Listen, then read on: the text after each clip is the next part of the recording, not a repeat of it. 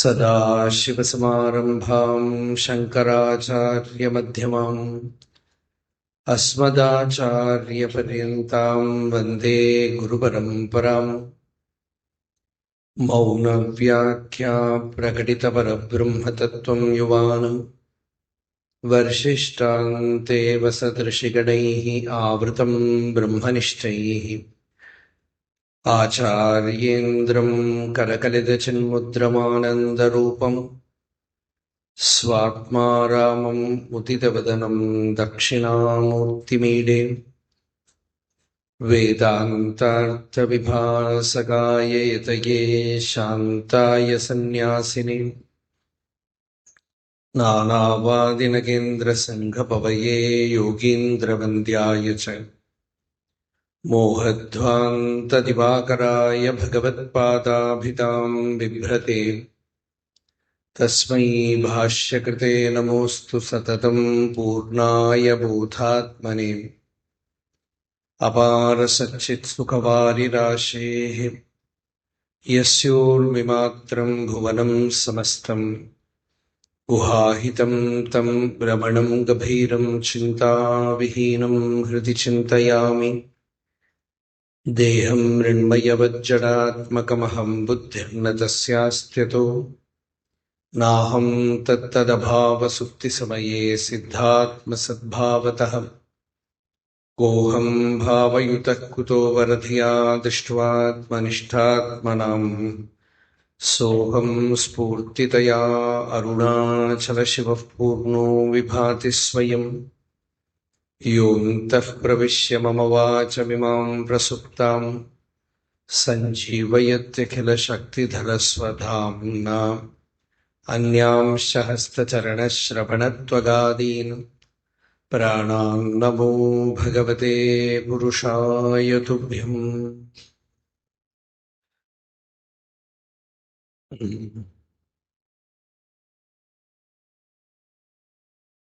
ശങ്കരാചാര്യ പരമ്പരയിലുള്ള അതിപവിത്രമായിട്ടുള്ള ഈ സ്വാമിയാർ മഠത്തില്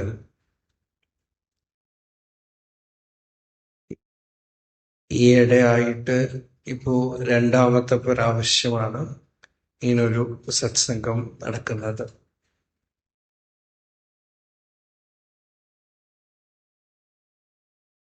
ഒന്ന് രണ്ട് വർഷം മുമ്പ് ഇതേപോലെ ഒരു സത്സംഗം ഇവിടെ നടക്കുകയുണ്ടായി. നാരായണ ഗുരുസ്വാമിയുടെ ഭക്തന്മാരൊക്കെ കൂടെ നടത്തിയ നിർവൃത്തി പഞ്ചകം എന്ന പേരിൽ. ഇന്ന്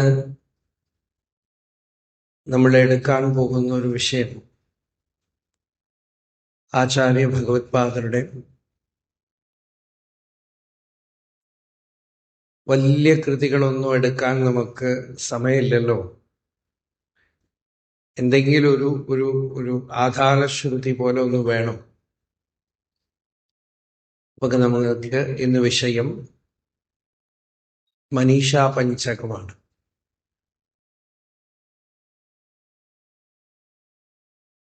മനുഷ്യന് ഈശ്വരാനുഗ്രഹത്തിന്റെ ലക്ഷണമാണ് ഒരു ഉത്തമ സത്സംഗം കിട്ടുക എന്നുള്ളത്. ഭഗവാൻ അവതരിക്കുന്നതും മഹാപുരുഷന്മാർ അവതരിക്കുന്നതും ഒക്കെ തന്നെ നമുക്ക് സത്സംഗം തരാൻ വേണ്ടിയിട്ടാണ്. സത്സംഗം എന്ന് വെച്ചാൽ സത്ത് എന്ന് വെച്ചാൽ ഉള്ളത്, വാസ്തവം, സത്യം.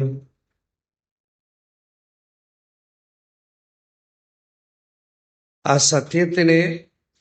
സത്യത്തിനോട് സംഘം എന്ന് വെച്ചാൽ സത്യത്തിനെ അനുസന്ധാനം ചെയ്യണം. മനസ്സ് നിത്യനിരന്തരം പുറമേക്കാണല്ലോ,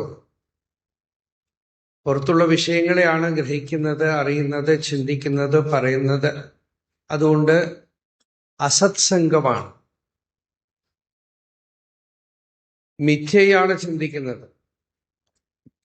അതുകൊണ്ട് ദുസ്സംഗമാണെന്ന് പറയാം നമുക്ക്.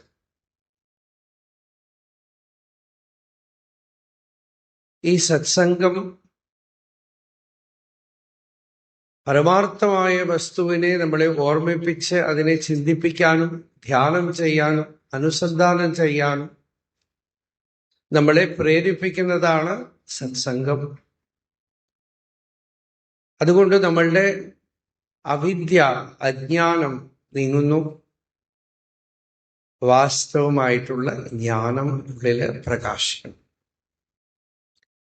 ശങ്കരാചാര്യർ ജനിച്ചതും അതിനു വേണ്ടിയിട്ടാണ്. ശങ്കരാചാര്യരെ കുറിച്ച് പറയുമ്പോൾ പ്രസിദ്ധമായിട്ടുള്ള ശ്ലോകം, ഒരു ശ്ലോകം ആചാര്യസ്വാമികളുടെ അവതാരത്തിനെ കുറിച്ച് പറയുന്ന ശ്ലോകം. അജ്ഞാനാന്തർഗഹനപതിതാൻ ആത്മവിദ്യോപദേശൈഃ ത്രാതും ലോകാൻ ഭവദവശിഖാതാപപാപച്യമാനാൻ മുക്ത്വാ മൗനം വടവിടപിനോ മൂലതോ നിഷ്പതന്തി ശംഭോഃ മൂർത്തിഃ ചരതി ഭുവനെ ശങ്കരാചാര്യരൂപ. ഗഹനമായ അജ്ഞാനത്തിൽ പെട്ടുകിടക്കുന്ന ജനങ്ങളെ ജ്ഞാനം ഉപദേശിക്കാൻ എന്നല്ല പറഞ്ഞത്, ആത്മവിദ്യ ഉപദേശിക്കാനായിട്ട്. ജ്ഞാനം എന്ന് പറയുമ്പോൾ എല്ലാ ജ്ഞാനമാണല്ലോ, ലോകവിഷയത്തിലുള്ളതും ഒക്കെ ജ്ഞാനമാണ്. അപ്പൊ ഇവിടെ ജ്ഞാനം എന്നുള്ളത് കൊണ്ട് ഉദ്ദേശിക്കുന്നത് ആത്മവിദ്യ, ആത്മതത്വം, നമ്മളുടെ സ്വരൂപം എന്താണെന്ന് പ്രകാശിപ്പിക്കാനായിട്ട്. മുക്ത്വാ മൗനം, മൗനത്തിനെ വിട്ടിട്ട് ഇറങ്ങി വന്നു. ആരാ? വടവൃക്ഷത്തിന്റെ ചുവട്ടിലിരുന്ന ആള് എന്നാണ്. എന്നുവെച്ചാൽ ദക്ഷിണാമൂർത്തി മൗനമായിട്ട് ബ്രഹ്മതത്വം പ്രകാശിപ്പിച്ചു. സനകൻ, സനന്ദനൻ, സനാതനൻ, സനത്കുമാരൻ എന്നുള്ളവർക്ക് ഒന്നും വായ കൊണ്ട് പറഞ്ഞില്ല എന്നാണ്. പറയുമ്പോ ഒരു വിധത്തിൽ പറഞ്ഞാൽ മൗനം എല്ലാവർക്കും മനസ്സിലാവുമോ എന്നൊരു ചോദ്യം ഉണ്ടാവും നമുക്ക്, അല്ലേ? മൗനത്തിൽ പറഞ്ഞാൽ മനസ്സിലാവുമോ എന്നാണ്. ചിലപ്പോ മൗനം ഭാഷയെക്കാളും വസ്തുപ്രകാശത്തിന് ഉപയോഗപ്പെടുന്നതാണ്. കാരണം ഭാഷയ്ക്ക് ലിമിറ്റേഷൻ ഉണ്ട്, പരിമിതിയുണ്ട്. മലയാളത്തിൽ പറഞ്ഞാൽ മലയാളം അറിഞ്ഞാലേ മനസ്സിലാവുള്ളൂ. സംസ്കൃതത്തിൽ പറഞ്ഞാൽ സംസ്കൃതം അറിയുന്നവർക്കേ മനസ്സിലാവുള്ളൂ. ഇംഗ്ലീഷിൽ പറഞ്ഞാൽ ഇംഗ്ലീഷിൽ അറിയുന്നവർക്കേ മനസ്സിലാവുള്ളൂ. നമ്മൾ പറയുന്ന ഈ മൗനം വെറും വാങ്നിരോധമല്ല.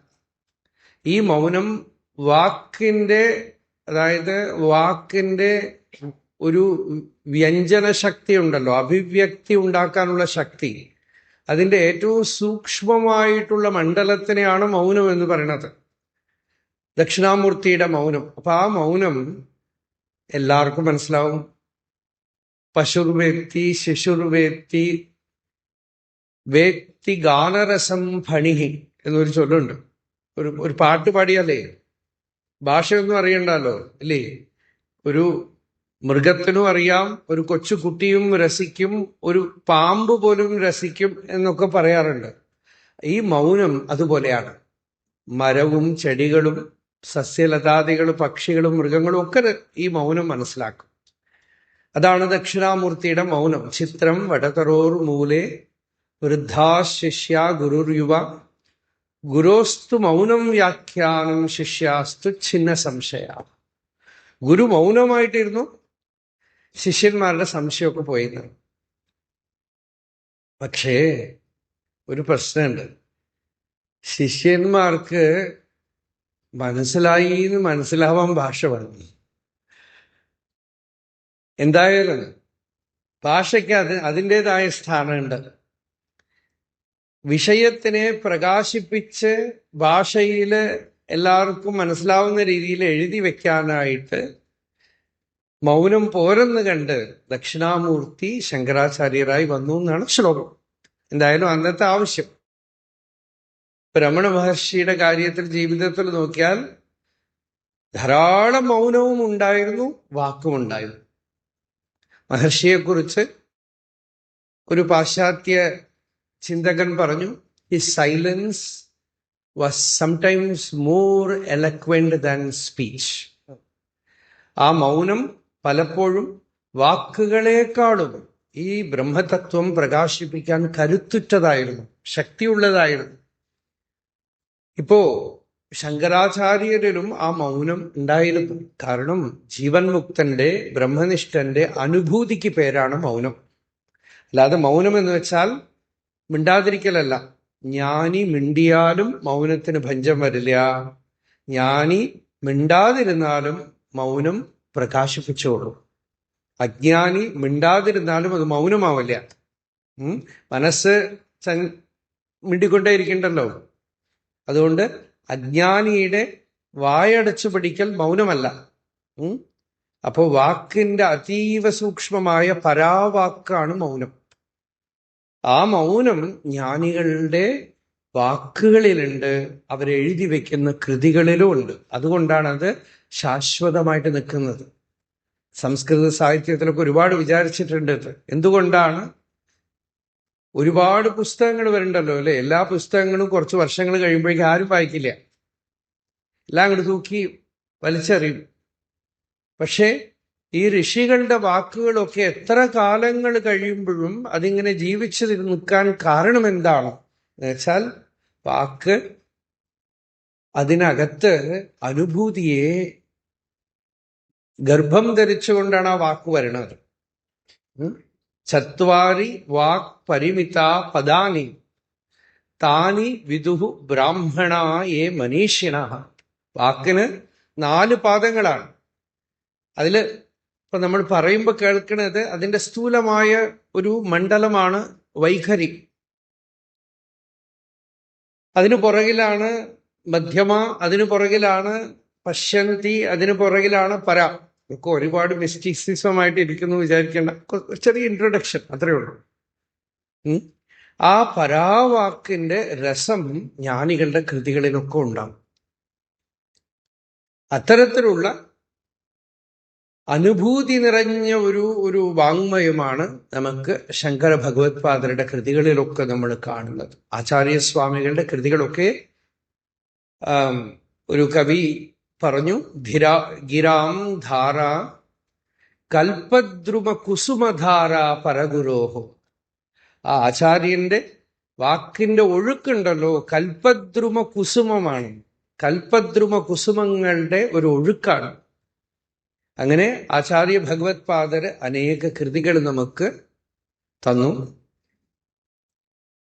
എല്ലാ കൃതികളുടെയും പുറകിലുള്ള ശ്രുതി ആത്മവിദ്യയാണ്. എന്താന്ന് വെച്ചാൽ അതിനാണ് അദ്ദേഹം വന്നത്. ആത്മവിദ്യോപദേശൈഹി ത്രാത്തും. നമ്മളുടെ ഒക്കെ ദുഃഖത്തിന് കാരണം വേദാന്തത്തിന്റെ ഡയഗ്നോസിസ്. ഇപ്പോ ആ അലോപ്പതിയിലാവുമ്പോ ഒരുപാട് കാരണങ്ങൾ പറയും ഓരോ രോഗത്തിനും, ഇല്ലേ? അതിന്റെ വൈറസ് കണ്ടുപിടിക്കും.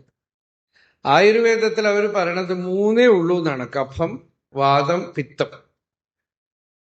വേറെ ഒന്നും ഇല്ലെങ്കിൽ ചോദിച്ചാൽ 4മതൊരു കാരണം പറയില്ല, ഇല്ല എന്നാണ്. എന്തൊക്കെയാണെങ്കിലും ഈ 3ന്റെ അകത്തേക്ക് കൊണ്ടുവരണം. വേദാന്തം വീണ്ടും കുറച്ചു കൊണ്ടുവന്നിട്ട് പറഞ്ഞു, സകല ദുഃഖത്തിനും ഒറ്റ കാരണമേ ഉള്ളൂ, അവനവനെ അറിയായിക. അവനവന്റെ വാസ്തവമായ സ്വരൂപം എന്താണ്, ഞാൻ ആരാണ്, എന്റെ യഥാർത്ഥ സ്വരൂപം എന്താണെന്ന് അറിയില്ല എന്നുള്ള ഒറ്റ ദോഷമേ ഉള്ളൂ എന്നാണ്.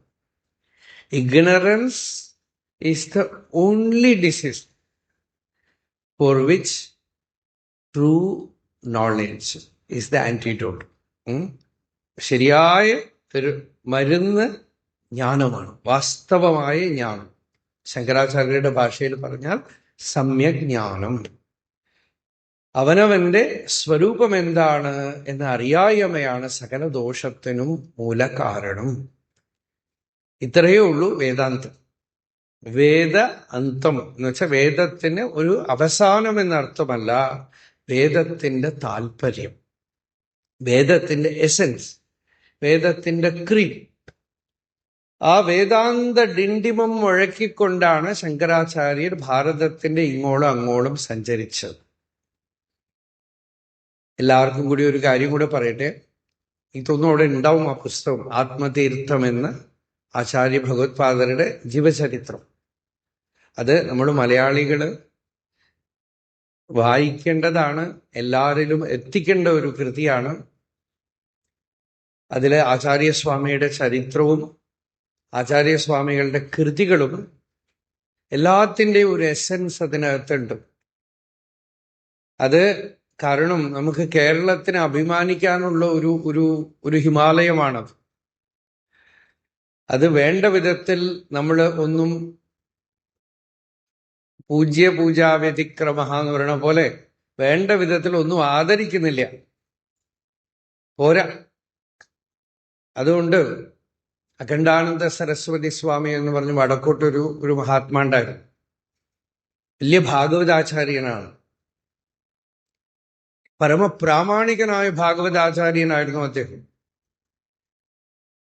ഇന്നും ഒരുപാട് ഭാഗവതാചാര്യന്മാർക്കും വേദാന്താചാര്യന്മാർക്കും ഗുരുവായിട്ടുള്ള ഒരു മഹാപുരുഷൻ. ശരിക്കും പറഞ്ഞാൽ ഇന്നുള്ള പൂരി ശങ്കരാചാര്യരും ഇപ്പൊ ശരീരം വിട്ട ദ്വാരകാ ശങ്കരാചാര്യരും ഒക്കെ അദ്ദേഹത്തിന്റെ ശിഷ്യന്മാരാണ്. ഈ അഖണ്ഡാനന്ദ സരസ്വതി സ്വാമികള് കോയമ്പത്തൂരില് ആയുർവേദ ഫാർമസി ചികിത്സയ്ക്കായിട്ട് വന്നിരുന്നു. അപ്പൊ ചികിത്സ കഴിഞ്ഞ് പോകുമ്പോൾ പറഞ്ഞു, എന്നെ ആരെങ്കിലും ഒന്ന് കേരളത്തിലേക്ക് ഒന്ന് കൂട്ടിക്കൊണ്ടുപോകും. അപ്പൊ കോയമ്പത്തൂരിൽ നിന്ന് വാളയാർ ബോർഡർ കഴിഞ്ഞതും പറഞ്ഞു മതി. അവിടെ ഇറങ്ങി ഒന്ന് നമസ്കരിച്ചു. ഒന്ന് നമസ്കരിച്ചിട്ട് ആ മണ്ണ് തൊട്ട് തലയിൽ വെച്ച് പറഞ്ഞു, ഭഗവാൻ ഭാഷ്യകാരന്റെ ഭൂമിയാണ്. അതുകൊണ്ട് ഇത്ര അടുത്ത് വന്നിട്ട് ഞാനിവിടെ ഒന്നും നമസ്കരിക്കാതെ പോയാൽ ശരിയാകില്ല. നോക്കൂ, അങ്ങോട്ടൊക്കെ പോയി കഴിയുമ്പോൾ അവര് ഭഗവാൻ ശങ്കരാചാര്യർ, ഭഗവാൻ ഭാഷ്യകാരർ, ഭഗവാൻ ഭഗവത് പാദർ ഇങ്ങനെ പറയുള്ളൂ. നമ്മളോ ഇങ്ങനെയാ ശങ്കരൻ ഇല്ലേ, നമ്മുടെ കൂടെ സ്കൂളിൽ പഠിച്ച പോലെയാണ്. അങ്ങനെയാണ്, നമ്മളൊക്കെ ഒന്നിച്ച് സ്കൂളിൽ പഠിച്ചതാണെന്നുള്ള പോലെയാണ്. ശങ്കരൻ ഇങ്ങനെ പറഞ്ഞു, ശങ്കരൻ അങ്ങനെ പറഞ്ഞു. അപ്പോ ബഹുമാനിക്കാൻ അറിഞ്ഞിട്ടില്ലെങ്കിലുണ്ടല്ലോ, അതൊരു വലിയ മനസ്സിന്റെ വൈകല്യതയാണ്. ഒരു മനുഷ്യ മനസ്സിന് പരിശുദ്ധമായ റീഫൈൻഡായ സംസ്കൃതമായ ഒരു മനസ്സിന്റെ പരിമളമാണ് ബഹുമാനം എന്നുള്ളത്, റെവറൻസ്. വളരെ റീഫൈൻഡായ മനസ്സിന് വരുന്ന സ്വാഭാവികമായിട്ട് വരുന്ന ഒരു പരിമളമാണത്. അതുകൊണ്ട് അതില്ലെങ്കിൽ ദോഷമാണത്. അപ്പോ അങ്ങനെയുള്ള ഭഗവത് പാദാചാര്യരുടെ പേരിൽ നടക്കുന്ന ഒരു മഠം, ആ ശിഷ്യപരമ്പരയിൽ വന്നിട്ടുള്ള ഒരു മഠം, ഇവിടെയാണ് നമുക്ക് ഇന്ന് സത്സംഗം. സത്സംഗത്തിനുള്ള വിഷയമോ ആചാര്യസ്വാമികൾ നമുക്ക് എന്ത് ഉപദേശം തന്നോ അത്. എല്ലാവർക്കും സൗഖ്യം സുഖം വേണം, ദുഃഖം വരരുത്. ഇതെല്ലാവർക്കും സ്വാഭാവികമായി നിസർഗമായിട്ടുള്ള ഒരു ആഗ്രഹമാണ് അല്ലേ? എല്ലാവരും അതിനു വേണ്ടിയാണല്ലോ സുഖമായിട്ടിരിക്കും, സൗഖ്യമായിട്ടിരിക്കാൻ. അതിനു വേണ്ടിയാണ് ഇത്ര അധികമൊക്കെ സയൻസ് പ്രോഗ്രസ് ആയിരിക്കുന്നത്, ഇത്ര പണം സമ്പാദിക്കുന്നതും പഠിക്കുന്നതും ഒക്കെ തന്നെ. എന്തിനാ? സൗഖ്യമായിട്ടിരിക്കും. എന്നാ സുഖം വല്ലതും ഉണ്ടോ? ഇല്ലാന്ന് പറയാൻ വയ്യ, കുറച്ചൊക്കെ ഉണ്ട്. പക്ഷെ വിചാരിച്ച രീതിയിലുള്ള ഫുൾഫിൽമെന്റ് ഇല്ല. ഇന്നത്തെ ഭാഷയിൽ അവർ പറയണത് അതാണ്, ഫുൾഫിൽമെന്റ്. ആ തികവ്, ഒരു നിറഞ്ഞു മതി, തൃപ്തി അതില്ല. വിദ്യാരണ്യ സ്വാമികൾ ജ്ഞാനത്തിന് പറയുന്ന ലക്ഷണം തൃപ്തിയാണ്. തൃപ്തി. ആളെ കാണുമ്പോൾ തന്നെ നമുക്ക് തോന്നും, ഓ നിറഞ്ഞു, തൃപ്തമായി, സന്തോഷമായി. അതിനാണ് നമ്മള് ജ്ഞാനികളെ നേരിട്ട് കാണുന്നതേ. രമണ മഹർഷിയൊക്കെ കാണാൻ ലോകം മുഴുവൻ ഓടി വന്നത് എന്തിനാന്ന് വെച്ചാൽ തൃപ്തിയായ ഒരാളെ കാണും. ഒന്നുമില്ലാതെ പൂർണ്ണമായിട്ടിരിക്കുന്ന ഒരു മനുഷ്യന്റെ ജീവിതയാത്രയുടെ പൂർണ്ണത കാണും. ആ യാത്ര വലിയ യാത്രയൊന്നുമല്ല. നമ്മൾക്ക് കൈലാസ് പോണെങ്കിൽ എത്ര മെനക്കെടണം അല്ലേ? പാസ്പോർട്ട് എടുക്കണം, വിസ എടുക്കണം, ഹെൽത്ത് ചെക്ക് ചെയ്യണം, പണം ഒരുപാട് വേണം, ഒക്കെ വേണം. ഈ യാത്ര ഒറ്റ സ്റ്റെപ്പേ ഉള്ളൂ എന്നാ മഹാഭാരതം പറയണത്. ഇതം തു ബ്രാഹ്മണം വൃത്തം പ്രാഹുഹു ഏകപദം സുഖം. ഒറ്റ step, one step, the journey is over. എന്താ വൺ സ്റ്റെപ്പ് എന്ന് വെച്ചാൽ ഇങ്ങനെ നോക്കിയിരിക്കുന്നത് ഇങ്ങോട്ട് തിരിഞ്ഞു, അത്രേ ഉള്ളൂ. തന്നിലേക്ക് അങ്ങോട്ട് തിരിഞ്ഞു, തന്റെ സ്വരൂപത്തിനെ ഒന്ന് കണ്ടു. നോക്കൂ, രമണ മഹർഷിയുടെ ജീവിതം നോക്കിയാൽ അറിയാമോ വൺ സ്റ്റെപ്പ് ഇല്ലേ? കഥ കേട്ടിട്ടുണ്ടാവും നിങ്ങള്. മധുരയിലിരിക്കുമ്പോൾ വീട്ടിലുള്ളവരൊക്കെ എവിടെയോ യാത്ര പോകുമ്പോൾ ഈ കുട്ടി അവിടെ സ്കൂൾ ഹോംവർക്ക് എഴുതിക്കൊണ്ടിരിക്കുകയായിരുന്നു.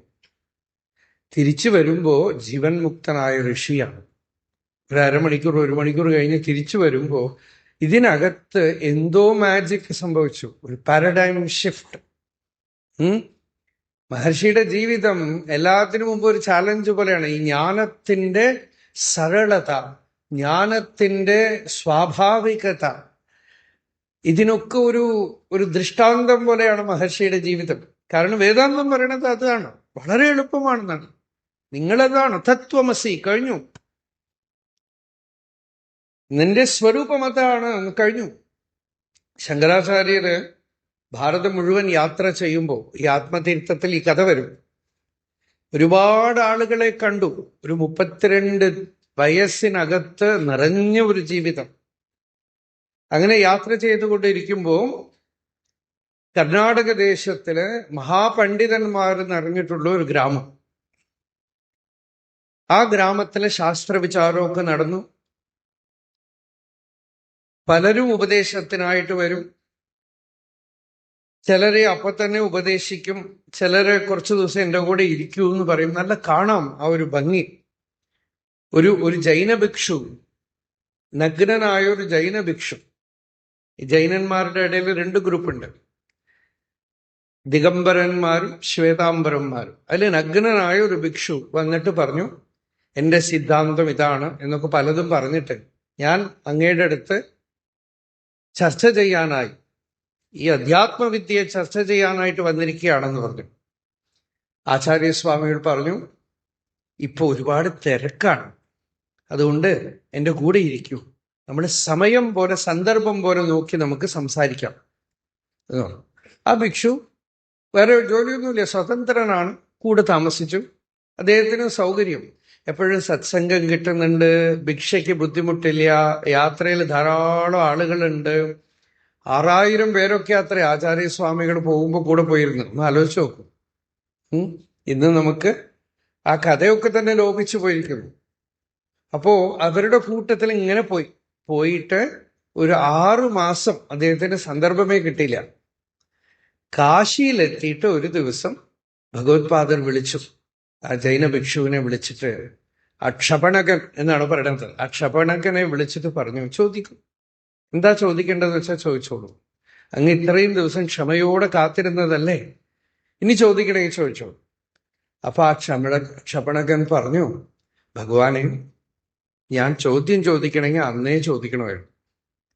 ഇത്രയും ദിവസം ഞാൻ കൂടെ ജീവിച്ചു, ഈ സത്യത്തിനെ കണ്ടു, ആ വാക്കുകളൊക്കെ കേട്ടു, എൻ്റെ ഉള്ളിൽ ഇപ്പൊ സംശയമൊന്നുമില്ല, ഞാൻ പരമതൃപ്തി നേടിയിരിക്കുന്നു, എൻ്റെ ഉള്ളിൽ ശാന്തിയാണ്, എനിക്ക് ഒരു ചോദ്യവുമില്ല. ഭിദ്യതേ ഹൃദയഗ്രന്ഥി ഛിദ്യന്തേ സർവസംശയാഃ ക്ഷീയന്തേ ച അസ്യ കർമാണി തസ്മിൻ ദൃഷ്ടേ പരാവരേ. ആത്മദർശനത്തിന്റെ ലക്ഷണം എന്താന്ന് വെച്ചാൽ സംശയങ്ങളൊക്കെ പോയി, കർമ്മങ്ങളൊക്കെ കൊഴിഞ്ഞു, കെട്ടൊക്കെ അഴിഞ്ഞുപോയി, സ്വതന്ത്രമായി, ഇനി എനിക്കൊന്നും അറിയാനില്ല എന്ന് പറഞ്ഞു. അപ്പൊ നോക്കൂ, ഇതാണ് നേരിട്ടുള്ള ഉപസത്തി, ഗുരുപസത്തിയുടെ ഫലം. അടുത്തിരുന്ന് അറിയുമ്പോൾ ഉള്ള ഫലം. അപ്പൊ ഇങ്ങനെ ആണ് ഈ അറിവ് പരമ്പരയായിട്ട് വന്നിരിക്കുന്നത്. ബ്രഹ്മവേദ ബ്രഹ്മൈവ ഭവതി. ബ്രഹ്മത്തിനെ അറിഞ്ഞവൻ ബ്രഹ്മമാണ്, അല്ലാതെ ബ്രഹ്മജ്ഞാനി എന്ന് പോലും പറയാൻ പറ്റില്ല. അങ്ങനെയുള്ള ആചാര്യ ഭഗവത്പാദരുടെ ജീവിതത്തില് വളരെയധികം എല്ലാവരും അറിയപ്പെടുന്ന ഒരു ഇൻസിഡന്റ് ആണ് കാശിയിൽ വെച്ച് ഒരു ചണ്ടാളനെ കണ്ടു എന്നൊക്കെ. ആ കഥ ഭഗവത്പാദരുടെ മേലെ കുത്തിത്തിരികിയ ഒരു കഥയാണ്. കാരണം ആ കൃതിയെ വെച്ചുകൊണ്ട് ആചാര്യരുടെ മേലെ തിരികെ ഒരു കഥയാണ്. അത് ആ കൃതി കണ്ടാൽ തന്നെ നമുക്കത് മനസ്സിലാവും. കാരണം ആ കൃതിയില് ആചാര്യ ഭഗവത് പാദർ ഗുരുവിന്റെ ലക്ഷണമാണ് പറയണത്. നോക്കൂ, നമുക്ക് വ്യാധി എന്തെങ്കിലുമൊക്കെ ഉണ്ടെങ്കിൽ ഡോക്ടറുടെ അടുത്ത് പോകുമ്പോൾ നമ്മൾ എന്ത് ഡോക്ടറാ നോക്കുക? ഡോക്ടർ എത്ര നല്ല ഡോക്ടറാണ്, എത്ര എക്സ്പേർട്ടാണ്, അതല്ലേ നോക്കുകയുള്ളൂ അല്ലേ? ഡോക്ടറുടെ ജാതി എന്താണ്, ഡോക്ടർ ദിവസം അമ്പലത്തിൽ പോകണ്ടോ, ഇതൊക്കെ ആരെങ്കിലും നോക്കുവോ? ഇല്ല. ഡോക്ടർക്ക് നമ്മളെ രക്ഷിക്കാൻ പറ്റുമോ എന്നാണ് നോക്കുക. ഇതേപോലെയാണ് ജീവനും ഈ സംസാരത്തിൽ പെട്ടുകിടക്കുമ്പോ, ഭ്രമത്തിൽ പെട്ടുകിടക്കുമ്പോ ആ ഗുരുവിനെ സമീപിക്കുമ്പോൾ ആ ഗുരുവിന്റെ ലക്ഷണമാണ് പറയണത്. ഗുരു ആത്മജ്ഞാനം ഉള്ളവനായിരിക്കണം. അയാൾ ഏത് ജാതിയാണ്? ചണ്ടാളോസ്തു സതുദ്വിജോസ്തു ഗുരുഹു ഇത്യേഷാ മനീഷാ മമ. ഇതാണ് ആചാര്യസ്വാമിയുടെ വാക്ക്. ഇത് കണ്ടപ്പോ നല്ല ഭാവനാസമ്പുഷ്ടിയുള്ള ആളുകൾ ഉണ്ടാക്കിയ കഥയായിരിക്കാം. കാശിയിൽ പോകുമ്പോ മുമ്പിൽ ഒരു ചണ്ടാളൻ വന്നു, മാറി നിൽക്കൂ എന്നൊക്കെ പറഞ്ഞു എന്നൊക്കെ.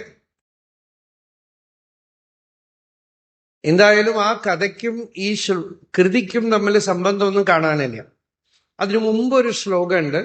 ആ ശ്ലോകവും അതിന്റെ മാധുര്യം കാണുമ്പോൾ തന്നെ നമുക്കറിയാം അതും ഭഗവത് പാദരുടെ തന്നെയാണ്.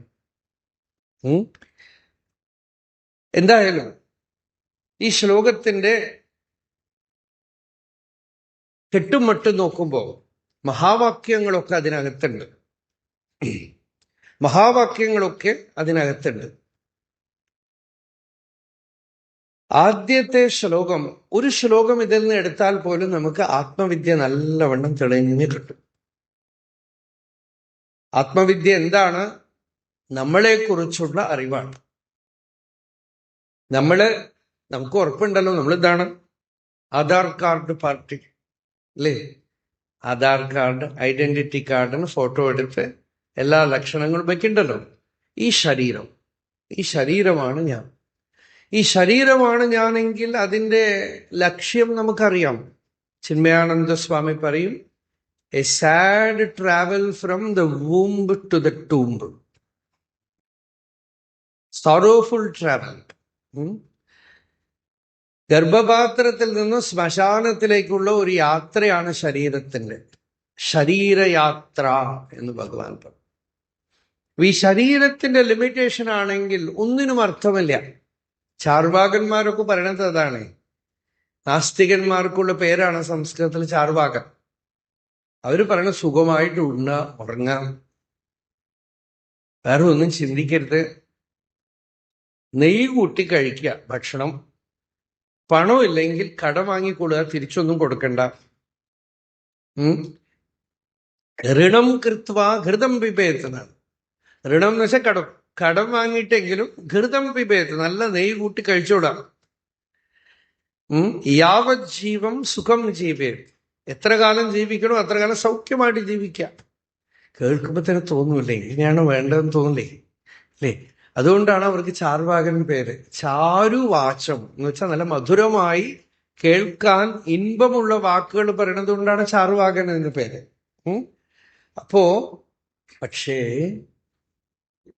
പലരും കേട്ടിട്ടുണ്ടാവില്ല, വേദാന്തികൾക്ക് ഈ ചാർവാകന് വിരോധമൊന്നുമില്ല. വേദാന്തികൾ പറയണത് ആദ്യത്തെ സ്റ്റെപ്പ് അയാൾ പറയണത് കേൾക്കുന്നു. അയാള് ഈ അന്നമയത്തിന്റെ പ്ലെയിനിലേക്ക് വരും. ഉണ്ണുക, എക്സസൈസ് ചെയ്യുക, നമ്മൾ ചെയ്യുന്നതൊക്കെ ചാർവാകന്റെ ഉപദേശമാണ്. ശരീരത്തിനെ നല്ലവണ്ണം നോക്കുക, ഇടയ്ക്കിടയ്ക്ക് ആസ്പത്രിയിൽ പോയി ചെക്കപ്പ് ഒക്കെ ചെയ്തിട്ട് വരിക, ദേഹത്തിന് പറ്റിയ ഭക്ഷണമൊക്കെ കഴിക്കുക, സുഖമായിട്ട് ഉറങ്ങുക. ഇതാണ് ചാർവാകൻ. ചാർവാകന്റെ ലെവലിലേക്ക് പോലും ആരും വന്നിട്ടില്ല. അധികം പേരും ഗൗണാത്മവാദികളാണ്. ചാർവാകൻ ദേഹാത്മവാദിയാണ്. നമ്മളുടെ ഇന്നത്തെ സമൂഹത്തിൽ ഗൗണാത്മവാദികളാണ്. ഗൗണാത്മവാദി എന്ന് വെച്ചാൽ അവർക്ക് ജോലിയാണ് ആത്മാവ്, അവർക്ക് പണമാണ് ആത്മാവ്, അവർക്ക് പ്രസിദ്ധിയാണ് ആത്മാവ്, അവർക്ക് കുടുംബമാണ് ആത്മാവ്, അല്ലെങ്കിൽ അവർക്ക് സമൂഹത്തിലുള്ള എന്തെങ്കിലുമൊക്കെയാണ് ആത്മാവ്. എന്ന് വെച്ചാൽ അതിനുവേണ്ടിയാണ് ജീവിക്കുന്നത്, ദേഹത്തിലേക്ക് പോലും വന്നില്ല. അതുകൊണ്ട് ഉണ്ണാൻ പോലും സമയമില്ല, ഉറങ്ങാൻ പോലും സമയമില്ല, ഒരു ബേസിക് ഫിസിക്കൽ ഡിസിപ്ലിന് പോലും ഇനിയും അറ്റൻഷൻ വന്നിട്ടില്ല. അറ്റൻഷൻ സ്കാറ്റേർഡ് ആണ്, ചിതറിക്കിടക്കാണ്. അപ്പോ വേദാന്തത്തില് പുതിയ ഒരു കാഴ്ച എന്താന്ന് വെച്ചാൽ, ചാരുവാകൻ സ്പിരിച്വാലിറ്റിയുടെ ഫസ്റ്റ് സ്റ്റെപ്പാണ്. അയാള് at least he brings your attention to the body. ഏതമന്നമയമാത്മാനമുപസംക്രമ്യ ഏതം പ്രാണമയമാത്മാനമുപസംക്രമ്യ ഏതം മനോമയമാത്മാനമുപസംക്രമ്യ ഏതം വിജ്ഞാനമയമാത്മാനമുപസംക്രമ്യ ഏതമാനന്ദമയമാത്മാനമുപസംക്രമ്യ. അപ്പൊ ശരീരത്തിൽ നിന്ന് തൊട്ട് തുടങ്ങിയിട്ടാണ് ഈ ക്വസ്റ്റ്, ഈ എൻക്വയറി. അപ്പൊ ദേഹത്തിലേക്ക് വന്നിട്ടില്ല. പുറത്തുള്ള വസ്തുക്കളിലാണ് ചെതറിക്കിടക്കുന്നതെങ്കിൽ അവിടുന്ന് പിടിച്ച് ദേഹത്തിലേക്ക് കൊണ്ടുവന്നു. ദേഹത്തിനെ നല്ലവണ്ണം വെക്കാൻ പറ്റുമോ നോക്കി. എത്ര നല്ലവണ്ണം വെച്ചാലും മരിച്ചു പോകും. ഇവിടെ മള്ളിയൂർ തിരുമേനി ഉണ്ടല്ലോ, ഒരു സമയം ഇവിടെ ഏറ്റുമാനൂർ പ്രഭാഷണം നടക്കുമ്പോൾ അവിടെയാണ് താമസം. അപ്പൊ രാത്രി ഇങ്ങനെ പോയിട്ട് കുറേ സംസാരിച്ചിരിക്കും. അപ്പൊ തൻ്റെ കഥയൊക്കെ പറഞ്ഞു. അപ്പൊ പറഞ്ഞു, ഞാൻ മെലിഞ്ഞിട്ട് എല്ലുപോലെയായിരുന്നു. മള്ളിയൂരിനെ കണ്ടവർക്ക് അറിയാം അദ്ദേഹം അങ്ങനെ ആയിരുന്നില്ല. അപ്പൊ അദ്ദേഹം പറഞ്ഞു, ചെറുപ്പത്തില് കിടന്നാൽ എല്ല് നിലത്ത് മുട്ടും, വേദനിക്കും, അങ്ങനെയായിരുന്നു എൻ്റെ സ്ഥിതി. അപ്പോ അച്ഛനോ ആരോ ഒരു ശ്ലോകം ചൊല്ലി നമസ്കരിച്ചു. നല്ലവണ്ണം വരുത്തേണം വല്ലവണ്ണം ഉമാപത്തെ. ദാരിദ്ര്യായിരുന്നു, അതിനുവേണ്ടി ചൊല്ലിത്തന്ന ശ്ലോക. നല്ല ചൊവ്വൂർ അമർന്നീടും കല്യാണായ നമോ നമ എന്ന് പറഞ്ഞ് നമസ്കരിച്ച് നല്ല വണ്ണം വന്നു എന്നാണ്. വണ്ണം കൂടിപ്പോയി. ശരീരത്തിലേക്ക് മനസ്സ് വരാം, ദേഹം. അപ്പൊ ഈ ദേഹമാണ് ഞാൻ എങ്കിൽ നമുക്കറിയാം ഇവിടെ മരിച്ചു. ദേഹത്തിന് വ്യാധി വരും. വ്യാധി വരാതെ ദേഹം വയ്ക്കാനാണ് ഇത്രയൊക്കെ മെഡിക്കൽ സയൻസ് പ്രോഗ്രസ് ആയി, വാക്സിനേഷനും ഒക്കെ അല്ലേ. ഈ കൊറോണ വന്ന് വാക്സിനേഷൻ വെച്ചിട്ട് പുതിയ പുതിയ സൂക്കേടുകൾ വരുന്നുണ്ടെന്നാണ് പറയണത്. അതുകൊണ്ട് ചിലർക്ക് ഓർമ്മകളൊക്കെ പോണു, ചിലർക്ക് ഹാർട്ട് പ്രോബ്ലം വരണു എന്നൊക്കെയാണ് പറയണത്. എന്തായാലും നമ്മൾ എടുത്തു കഴിഞ്ഞു, ഇനിയിപ്പോ പറഞ്ഞിട്ട് കാര്യമില്ല. അപ്പോ ഇതൊക്കെ നമ്മൾ ശ്രമിക്കുകയാണ് ഈ ദേഹത്തിനെ അങ്ങനെ ആരോഗ്യമായിട്ട് വെച്ചാലും എത്ര കാലം കഴിഞ്ഞു പോയി. എന്തൊക്കെയാണെങ്കിലും അതിന് ലിമിറ്റേഷൻ ഉണ്ട്. അപ്പൊ ദേഹമാണ് ഞാനെങ്കിൽ നമുക്കറിയാം അതിന്റെ ലിമിറ്റേഷൻ. അപ്പൊ ഈ ദേഹം ഞാനല്ല, ദേഹം ഞാൻ എന്ന് പറയുന്നേ ഇല്ല. ഈ ദേഹത്തിന്റെ കൈയും കാലും ഒക്കെ എടുത്താലും ആ കൈയും കാലും ഒക്കെ അവിടെ കിടന്നാൽ അത് ഞാനെന്ന് പറയില്ല. അപ്പൊ ദേഹത്തിൽ നിന്ന് വ്യതിരിക്തമായി ഏതോ ഒന്ന് ഞാൻ എന്ന രൂപത്തിൽ ഉള്ളില് അനുഭവസ്വരൂപമായിട്ട് എല്ലാവർക്കും അറിയാം. വളരെ സിമ്പിളാണ്, എല്ലാവരുടെ ഉള്ളിലും ഉണ്ട്. അപ്പൊ അത് എന്താണ്? ഈ ദേഹമല്ല, ദേഹത്തിൽ നിന്ന് അതിരിക്തമായി വ്യതിരിക്തമായിട്ട് ഒരു ചിത്ത്, ഒരു ചൈതന്യം, ഒരു ബോധം ഉള്ളില് ഞാൻ എന്ന് പ്രകാശിക്കണം. അപ്പൊ ദേഹം ഞാനല്ല. ദേഹം ഇപ്പൊ ഈ പുസ്തകം എൻ്റെ ആണെന്ന് പറയണ പോലെ ദേഹം എൻ്റെ ആണെന്ന് പറയണം. എൻ്റെ ആണെന്നുള്ളത് ഞാനാവാൻ പറ്റില്ല. അപ്പൊ ഇത് ഞാനല്ല. പിന്നെ ഞാൻ എന്താണ്? ഞാൻ എന്നുള്ള ഒരു അനുഭവം ഉണ്ടല്ലോ, അതിന്റെ സ്വരൂപം എന്താണ്? ഇങ്ങനെ ആരായുമ്പോ ജാഗ്രത്തില് ബാല്യം, കൗമാരം, യൗവനം, വാർദ്ധക്യം എന്ന് ശരീരം മാറി മാറി വരുമ്പോഴും ഇതിന് പുറകില് മാറാതെ നിൽക്കുന്ന ഒരു ചിത്തുണ്ട്. നോക്കൂ, ദക്ഷിണാമൂർത്തി സ്തോത്രം, അതിലെ ഏറ്റവും പ്രധാനമായിട്ട് അനുഭവത്തിന് ഉപയോഗപ്പെടുന്ന ഒരു ശ്ലോകമാണ്. ഈ ശ്ലോകം പഠിച്ചു വെച്ചോളാം.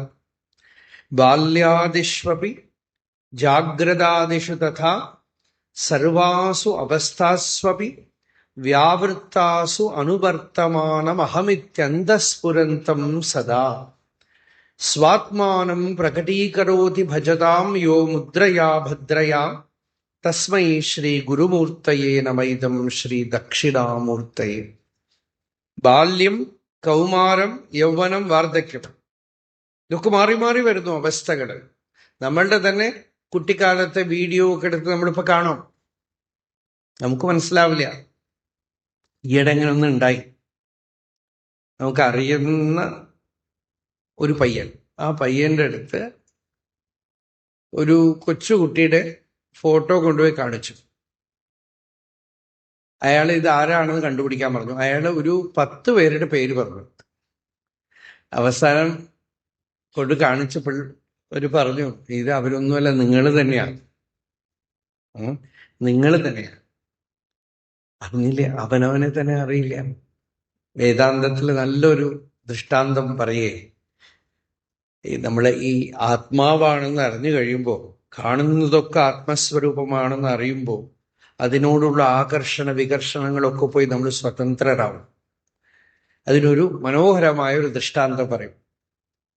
ഈ ഇപ്പോൾ ഉള്ള സന്ദർഭത്തിൽ ഞാൻ ഇത്തിരി വ്യതിചലിച്ചു പോവാ, അത് ഓർമ്മ വന്നതുകൊണ്ട്. കാശിയില് ഒരു രാജകുമാരൻ, അല്ലല്ല കാശിയല്ല, ഒരു മഗധയിലെ ഒരു രാജകുമാരൻ. ആ രാജകുമാരന് കല്യാണം കഴിക്കാനുള്ള വയസ്സായപ്പോ ആ രാജകുമാരന് കല്യാണത്തിന് പല സ്ഥലത്തും നോക്കുകയാണ്, സ്വയംവരത്തിനൊക്കെ വേണ്ടി ഏർപ്പാടാക്കുക. രാജകുമാരൻ പറഞ്ഞു, എനിക്കിതൊന്നും വേണ്ട, എല്ലാം വേണ്ട വേണ്ട പറയാം. അപ്പൊ എല്ലാവർക്കും സംശയം, ഇയാൾക്ക് ഉള്ളിൽ ആരോ ഉണ്ട്. അപ്പൊ ഇയാളോട് ചോദിച്ചു, നിങ്ങൾ ആരെങ്കിലും ഒക്കെ ഉള്ളില് വെച്ചിട്ടുണ്ടോ? അപ്പൊ ആ രാജകുമാരൻ പറഞ്ഞു, അതെ,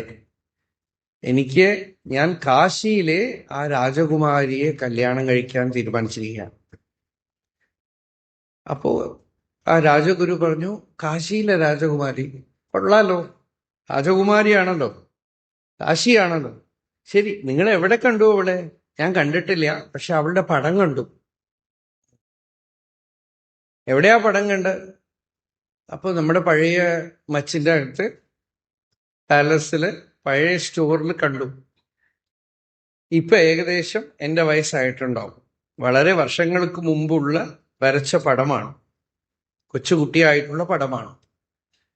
അപ്പൊ ആ പടം ഒന്ന് കാണിച്ചു തരാൻ പറഞ്ഞു. കൊണ്ടുപോയി കാണിച്ചു കൊടുത്തു. നല്ല സുന്ദരിയായിട്ടൊരു പെൺകുട്ടി, ചെറിയ കുട്ടി. അപ്പൊ ആ കുട്ടി ഇപ്പോ 10 വർഷം കഴിഞ്ഞ് ഇദ്ദേഹത്തിന്റെ വയസ്സ് ഏകദേശം.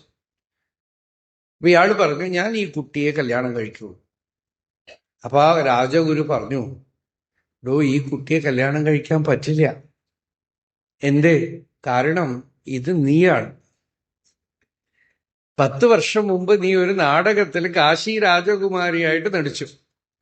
അപ്പോ നല്ല സുന്ദരി കുട്ടിയെ പോലെ ഉണ്ട് കാണാനെന്ന് പറഞ്ഞ് ഞങ്ങൾ വരച്ചു വെച്ചതാ. ഇപ്പൊ എങ്ങനെ? അപ്പോ ഒരു ക്ഷണനേരത്തില് ആ രാജകുമാരന് ഒരു ലജ്ജയും വന്നു, അയ്യേം തോന്നി. ഇനിയിപ്പോ വീണ്ടും ആഗ്രഹം വരുമോ? എന്നാലും തോന്നുമോ? എന്നാലും എനിക്ക് അവള് തന്നെ വേണമെന്ന് പറയാൻ പറ്റുമോ? ഇല്ല, അല്ലേ? ഇതുപോലെയാണ്, കാണുന്നതൊക്കെ ഞാൻ തന്നെയാണെന്ന് അറിഞ്ഞു കഴിഞ്ഞാൽ ആ ക്ഷണമൊക്കെ പോയി പോകും. യസ്മിൻ സർവാണി ഭൂതാനി ആത്മൈവാഭൂത് വിജാനതഃ തത്ര കോ മോഹഃ കശോകഃ ഏകത്വമനുപശ്യതഃ. സർവഭൂതങ്ങളും ആത്മാവാണ്, എന്റെ തന്നെ സ്വരൂപമാണെന്ന് അറിഞ്ഞു കഴിയുമ്പോൾ എവിടുന്ന് മോഹം, എവിടുന്ന് ശോകം? ഏകത്വമനുപശ്യതഃ. അപ്പോ ഈ കാണുന്നത് എന്റെ തന്നെ സ്വരൂപമാണെന്ന് അറിയുമ്പോൾ പോയി. ഇപ്പോ നമ്മുടെ ശരീരത്തിന് അതിന് നമുക്കറിയില്ല. ശരീരം പരിണമിച്ചുകൊണ്ടേയിരിക്കണം. ഇതിന് പുറകില് മാറാതെ ഇരിക്കുന്ന ഒരു ചിത്ത്, ഞാൻ എന്നുള്ള അനുഭവം മാറാതെ ഇരിക്കുന്നുണ്ട്. ബാല്യം, കൗമാരം, യൗവനം ഒക്കെ കഴിയുമ്പോഴും ഞാൻ അതേ ആളാണ്. നിങ്ങൾക്ക് ആർക്കെങ്കിലും നിങ്ങൾ മാറിയതായിട്ട് തോന്നുന്നുണ്ടോ? നിങ്ങൾ കാണുന്നവർ പറയും, ഒരുപാട് തടി വെച്ചുട്ടോ എന്ന് പറയും. ഇല്ലല്ലോ. എന്താ വെച്ചാൽ എനിക്കറിയില്ല, മറ്റുള്ളവരാണ് കാണുന്നത്. എന്നെ സംബന്ധിച്ചിടത്തോളം ഞാൻ ഒരു പ്രസൻസ് മാത്രമാണ്, ഒരു കോൺഷ്യസ്നസ്, സത്ത ഉണ്ട്, അത്രയേ ഉള്ളൂ. ആ അനുഭവത്തിന് തടിയുമില്ല, മെലിയലും ഇല്ല, വിശപ്പും ഇല്ല, ദാഹവും ഇല്ല, ഉറക്കവും ഇല്ല, ഒന്നുമില്ല. അത് ശുദ്ധ ചൈതന്യത്തിന്റെ സാന്നിധ്യം മാത്രമാണ്. അതാണ് വ്യാവൃത്താസു അനുവർത്തമാനമഹമിതി. അതേപോലെ അടുത്തത് ജാഗ്രത്, സ്വപ്നം, സുഷുപ്തി. ഇതാണ് ഈ മനീഷാ പഞ്ചകത്തിൽ പറയണം. തൽക്കാലത്തേക്ക് നിങ്ങൾ ഈ കഥ വെച്ചോ. ഈ ചണ്ടാളന്റെ രൂപത്തിൽ മുമ്പിൽ ശിവൻ വന്നു എന്നാണ് ആ കഥ ശങ്കരാചാര്യർ. അപ്പൊ ആ ചണ്ടാളൻ ചോദിച്ചു, കിം ഗംഗാംബുനി ബിംബിതേ അംബരമണൗ ചണ്ടാളവാപീപയ പൂരേച്ച അന്തരമസ്തി കാഞ്ചനഘടി മൃത്കുംഭയോർവാംബരേ പ്രത്യഗ്വസ്തുനി നിസ്തരംഗ സഹജാനന്ദാവബോധാംബുദം വിപ്രോയം ശ്വപജോയമിത്യവിമഹാൻ കോയം വിഭേദ ഭ്രമ. ആകാശത്തിലൊരു സൂര്യൻ പ്രകാശിക്കുന്നുണ്ട്. ആ സൂര്യന്റെ പ്രതിബിംബം ഗംഗാജലത്തിലും ഉണ്ട്, ചളി പിടിച്ച വെള്ളത്തിലും ഉണ്ട്, ചണ്ടാളന്റെ കുളത്തിലും ഉണ്ട്. പക്ഷെ ഈ വെള്ളത്തിലുള്ള ചളിയോ കളറോ എന്തെങ്കിലുമൊക്കെ സൂര്യനെ സ്പർശിക്കോ? സൂര്യൻ അതേപടി സ്വയം പ്രകാശമായിട്ട് നിൽക്കുന്നു. ഇങ്ങനെ ഇരിക്കുമ്പോ ഒരു കാഞ്ചനഘടി, ഒരു കാഞ്ചനഘടം, അതിനകത്തുള്ളത് മൃത്കുംഭം, മൺകുടം, ഇതിനകത്തൊക്കെ ആകാശമുണ്ട്. ആകാശത്തിന് ഇപ്പൊ സ്വർണ്ണക്കുടത്തിനുള്ളിലുള്ള ആകാശമാണെന്നോ മൺകുടത്തിനുള്ളിലുള്ള ആകാശമാണെന്നോ വ്യത്യാസമില്ല. ഇങ്ങനെ നിസ്തരംഗ സഹജാനന്ദാവബോധാംബുദൗ, അലയടിക്കാത്ത തരംഗമില്ലാത്ത ബോധസമുദ്രത്തില് ഒരു അല പൊന്തുന്നു, മറ്റൊരല പൊന്തുന്നു. ഇതുപോലെ ഇത് ചണ്ടാളനാണ്, ഇത് ബ്രാഹ്മണനാണ്, ഇത് ക്ഷത്രിയനാണ്, വല്ലതും ഉണ്ടോ? ശുദ്ധ ചൈതന്യമല്ലേ ഉള്ളൂ, ഏകവസ്തുവല്ലേ ഉള്ളൂ. ഈ ചോദ്യം ഉന്നയിച്ചിട്ട് ആചാര്യ ഭഗവത്പാദർ പറയാണ്, ജാഗ്രത് സ്വപ്ന സുഷുപ്തിഷു സ്ഫുടതരാ യാ സംവിത് ഉജൃംഭതേ. നിങ്ങളൊക്കെ ഇങ്ങനെ കേട്ടുകൊണ്ടിരിക്കുന്നുണ്ട്. രാവിലെ 10 മണിയാണ് സമയം, 11 മണി. എത്ര ബ്രേക്ക്ഫാസ്റ്റ് കഴിച്ചിട്ട് വന്നിട്ടുണ്ട് എന്നുള്ളതിനനുസരിച്ച് പറയണതുള്ളൂ പോകും. കാരണം ഇതൊക്കെ രാവിലെ നേരത്തെ ഒക്കെ ഫ്രഷായിട്ട് പറഞ്ഞ എളുപ്പത്തിനുള്ളിൽ പോകും. ഇല്ലെങ്കിൽ ഇതിങ്ങനെ റെക്കോർഡിൽ ഉണ്ടാവുമല്ലോ, നിങ്ങളുടെ പിന്നാലെ കേട്ടോളാണ്. ഇവിടെ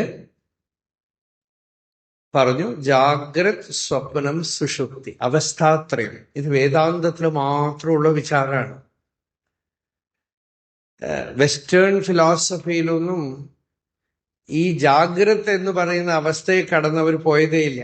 സൈക്കോളജി വേറെ ആയിട്ട് നിൽക്കുകയാണ്, ഫിലോസഫി വേറെ ആയിട്ട് നിൽക്കുകയാണ്. ഇത് രണ്ടും ചേരുന്നേ ഇല്ല. എല്ലാ സയൻസും വാട്ടർ ടൈറ്റ് കമ്പാർട്ട്മെന്റിലാണ്. അപ്പോ വേദാന്തത്തിൽ അങ്ങനെയല്ല. വേദാന്തത്തില് ഈ പ്രപഞ്ചം ഇന്ദ്രിയവേദ്യമായ പ്രപഞ്ചം, 5 ഇന്ദ്രിയങ്ങൾ കൊണ്ട് കാണപ്പെടുന്നത്, ഇത് ജാഗ്രത എന്ന് പറയുന്നത് വേക്കിംഗ് സ്റ്റേറ്റ്. ഇവിടെ ശരീരമുണ്ട്, മനസ്സുണ്ട്, ബുദ്ധിയുണ്ട്. സ്വപ്നത്തില് ശരീരമില്ല, മനസ്സ് മാത്രം പ്രവർത്തിക്കുന്നു, അവിടെയും ഞാനുണ്ട്. സുഷുപ്തിയില് ശരീരവുമില്ല, മനസ്സുമില്ല, ഞാൻ ഉണ്ട്. എന്നുവെച്ചാൽ ഞാൻ എന്ന വ്യക്തിയില്ല, അവിടെയും ഈ സത്ത അനുഭവം ഉണ്ട്. ഈ 3 അവസ്ഥകൾക്കും സാക്ഷിയായിട്ടിരിക്കുന്ന അധിഷ്ഠാനം ജാഗ്രത് സ്വപ്ന സുഷുപ്തിഷു സ്ഫുടതര, എന്നുവെച്ചാൽ വളരെ തെളിച്ചത്തോടുകൂടെ തെളിവായി അനുഭവിക്കപ്പെടുന്ന ആ സ്തംഭിത്, ആ ബോധം. യാ ബ്രഹ്മാതി പിപീലികാന്ത തനുഷുപ്രോത, അതിനെ ഞാൻ ആദ്യം എൻ്റെ ഉള്ളിൽ സാക്ഷാത്കരിക്കുകയാണ്. ഈ ഞാൻ ആരാണ്? ഈ ഉണർന്നിരിക്കുന്ന ഞാൻ തന്നെയാണ് സ്വപ്നം കാണുന്നത്. സ്വപ്നം കാണുന്ന ഞാൻ തന്നെയാണ് ഒരു സ്വപ്നവും ഇല്ലാതെ ഉറങ്ങുന്നത്. ഈ 3 അവസ്ഥകളാണ് നമുക്കുള്ളത്. സത്സംഗത്തിലിരിക്കുമ്പോൾ 3 അവസ്ഥകളും ഉണ്ടാവും. ഇങ്ങനെ കണ്ടുകൊണ്ടേയിരിക്കും, സ്വപ്നം കണ്ടുകൊണ്ടേയിരിക്കും. മനോരഥം അല്ലേ? അത് തന്നെയാണല്ലോ സ്വപ്നം, കണ്ടുകൊണ്ടേയിരിക്കും. അതിനു പുറകിൽ ഉറക്കവും ഉണ്ടാവും, നിദ്ര. ശരിക്കും വേക്കിംഗ് സ്റ്റേറ്റിൽ തന്നെ ഈ 3 ഉണ്ട്. ജാഗ്രത എന്ന് പറയുന്നത് ഒരു സ്ഥൂല സ്വപ്നമാണ്. ഇതിന് പുറകിൽ നിദ്ര, അവിദ്യ എന്നുള്ള നിദ്രയുണ്ട്. എന്തായാലും ഈ മൂന്നവസ്ഥകൾക്കും സാക്ഷിയായിട്ടുള്ള ആ ബോധം, അതാണ് എന്റെ സ്വരൂപം എന്ന് സാക്ഷാത്കരിച്ചവൻ എന്ന് വെച്ചാൽ ആദ്യം ഇത് നമ്മള് ഗുരുമുഖത്ത് നിന്ന് കേൾക്കുന്നു, പിന്നെ ഏകാന്തത്തിലിരുന്ന് മനനം ചെയ്യുന്നു, എന്നിട്ട് അകമയ്ക്ക് നിർമ്മലമായ സമാധിയില് ശുദ്ധ ചൈതന്യത്തിനെ, ആ ബോധത്തിനെ, ഉള്ളിൽ അസംവിത്തിനെ ഉള്ളിൽ സാക്ഷാത്കരിക്കും. അങ്ങനെ സാക്ഷാത്കരിച്ചവൻ പിന്നീട് ജഗത്തിൽ വ്യവഹരിക്കുമ്പോ എല്ലാവരിലും അതിനെ തന്നെ കാണുന്നു. ഇതാണ് ഭക്തി. ഇതാണ് ഭക്തി. ഭാഗവതത്തിലൊക്കെ പറയുന്ന ഭക്തി ഇതാണ്. ഭാഗവതത്തില് ആരംഭ ഭക്തി അമ്പലത്തിൽ പറഞ്ഞു. അമ്പലത്തിൽ പോയി ഭഗവാനെ ആരാധിക്കുന്നത് പ്രാകൃത ഭക്തി എന്ന് പറഞ്ഞു. അർച്ചായാമേവ ഹരയേ പൂജാമ്യ ശ്രദ്ധയേഹത്തെ. മധ്യമ ഭക്തി എന്ന് പറഞ്ഞു. ഈശ്വരനിലും ഭക്തി, ഭക്തന്മാരുടെ സഖ്യം, മൈത്രീഭാവം, ഇതൊക്കെ മധ്യമ ഭക്തി. ഉത്തമ ഭക്തി പറഞ്ഞു സർവഭൂതേഷു യഃ പശ്യേത് ഭഗവത് ഭാവം. എല്ലാരിലും പ്രകാശിക്കുന്ന ആത്മചൈതന്യത്തിനെ ദർശിക്കുന്നത് ഉത്തമ ഭക്തി. അതാണ് ജീവൻ മുക്തന്റെ അവസ്ഥ. ആ ഒരു ആനന്ദത്തിലാണ് ജീവൻ മുക്തന്മാര് ലോകത്തിൽ സഞ്ചരിക്കുന്നത്. ശങ്കരാചാര്യരൊക്കെ എല്ലാ സ്ഥലത്തും സഞ്ചരിച്ചത്. ഇപ്പൊ നമുക്ക് ഹരിനാമ കീർത്തനത്തിൽ ഒരു പാട്ടുണ്ട് അങ്ങനെ. എന്താ അത്? കേട്ടിട്ടുണ്ടോ ഹരിനാമ കീർത്തനം? കാണുന്നതില് ഭഗവാനെ കാണുക. എന്താ? അതെ, യാതൊന്നു കാൺപതതു നാരായണ പ്രതിമ, യാതൊന്നു കേൾപ്പതതു നാരായണ ശ്രുതികൾ, യാതൊന്നു ചെയ്വതതു നാരായണാർച്ചനകൾ, യാതൊന്നിതൊക്കെ ഹരിനാരായണായ നമ. ഇതാണ് വേദാന്തം. പക്ഷെ ഇത് സാധിക്കണമെങ്കിൽ ആദ്യം നാരായണനെ തൻ്റെ ഉള്ളിൽ കാണണം. തൻ്റെ ബോധം വരണം. അല്ലേ? എന്താ പാട്ട്? ബോധം വരുത്തുവതിനാളായി നിന്ന്. അല്ലേ? ആ ഉള്ളില് ആ ബോധം ഉദിച്ചു കഴിയുമ്പോഴാണ് ജഗത്ത് മുഴുവൻ ആ ബോധം വ്യാപിച്ചിരിക്കുന്നതായിട്ട് കാണുന്നത്. അപ്പൊ പിന്നെ ഇതെനിക്ക് വേണ്ടവരാണ്, ഇവരെനിക്ക് വേണ്ടാത്തവരാണ്, ഇവൻ എൻ്റെ ശത്രുവാണ്, ഇവൻ എൻ്റെ മിത്രമാണ്, ഈ രാഗദ്വേഷമൊക്കെ ഉള്ളത് പോയി കണ്ണു തുറന്ന പ്രസാദമാണ്, പ്രസന്നത, ശാന്തി. അപ്പോ ജഗത്തില് കാണുന്നതിലൊക്കെ തന്നെ ആ ഭഗവത് തത്വം കാണുക. യാ ബ്രഹ്മാതി പിപീലികാന്ത തനുഷു പ്രോത. ബ്രഹ്മാവ് മുതൽ ഒരു പിപീലിക എന്ന് വെച്ചാൽ ഉറുമ്പ്. ഇനിയിപ്പോ അതിനേക്കാളും സൂക്ഷ്മമായി നമുക്കിന്ന് സയന്റിഫിക് ആയിട്ട് പറയാം, ഒരു ഏകകോശ ജീവി, യൂണിസെല്ലുലാർ ഓർഗാനിസം. അതിനകത്തും ഇതേ ചേതന തന്നെയാണ്, ഇതേ ചൈതന്യമാണ്. എല്ലാറ്റിൻ്റെ ഉള്ളിലും ഞാൻ ഞാൻ എന്ന് പ്രകാശിക്കുന്ന ആ ചിത്ത്. യാ തിര്യങ് നരദേവതാഭിരഹമിത്യന്തസ്ഫുടാഗൃഹ്യത്തെ. ഞാൻ ആ ശ്ലോകം ഇവിടെ എടുക്കുകയാണ്.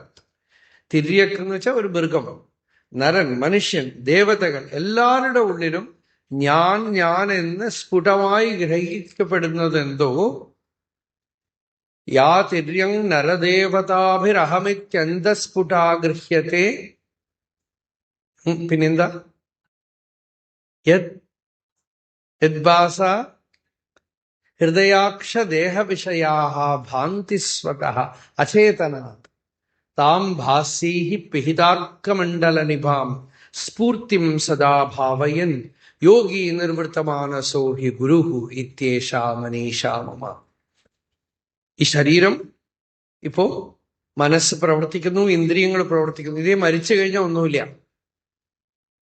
മരിച്ചു കഴിഞ്ഞാൽ എൻ്റെ അച്ഛന് ലഡ്ഡു നല്ല ഇഷ്ടമാണെന്ന് പറഞ്ഞ് വായിലിട്ട് കൊടുത്താൽ ഒന്നും രുചിക്കില്ല. തീ വെച്ചാലും അറിയണില്ല. ഇപ്പോ കൊതുക് കടിച്ചാൽ അറിയണ്ട് നമുക്ക്, അല്ലേ? അപ്പോ ഹൃദയാക്ഷ ദേഹവിഷയാഹ, ഹൃദയം, ഇന്ദ്രിയങ്ങള്, ദേഹം ഒക്കെ ഏതിന്റെ സാന്നിധ്യം കൊണ്ട് പ്രവർത്തിക്കുന്നു. മരിച്ചു കഴിഞ്ഞാൽ ഏതൊന്ന് അനുഭവപ്പെടുന്നില്ലയോ? ഇപ്പൊ ആരാണ് ഇതിനകത്തുള്ളത്? ഇതാണ് വേദാന്ത വിചാരം, ഇതാണ് ആത്മവിചാരം, ഇതാണ് ആത്മവിദ്യ.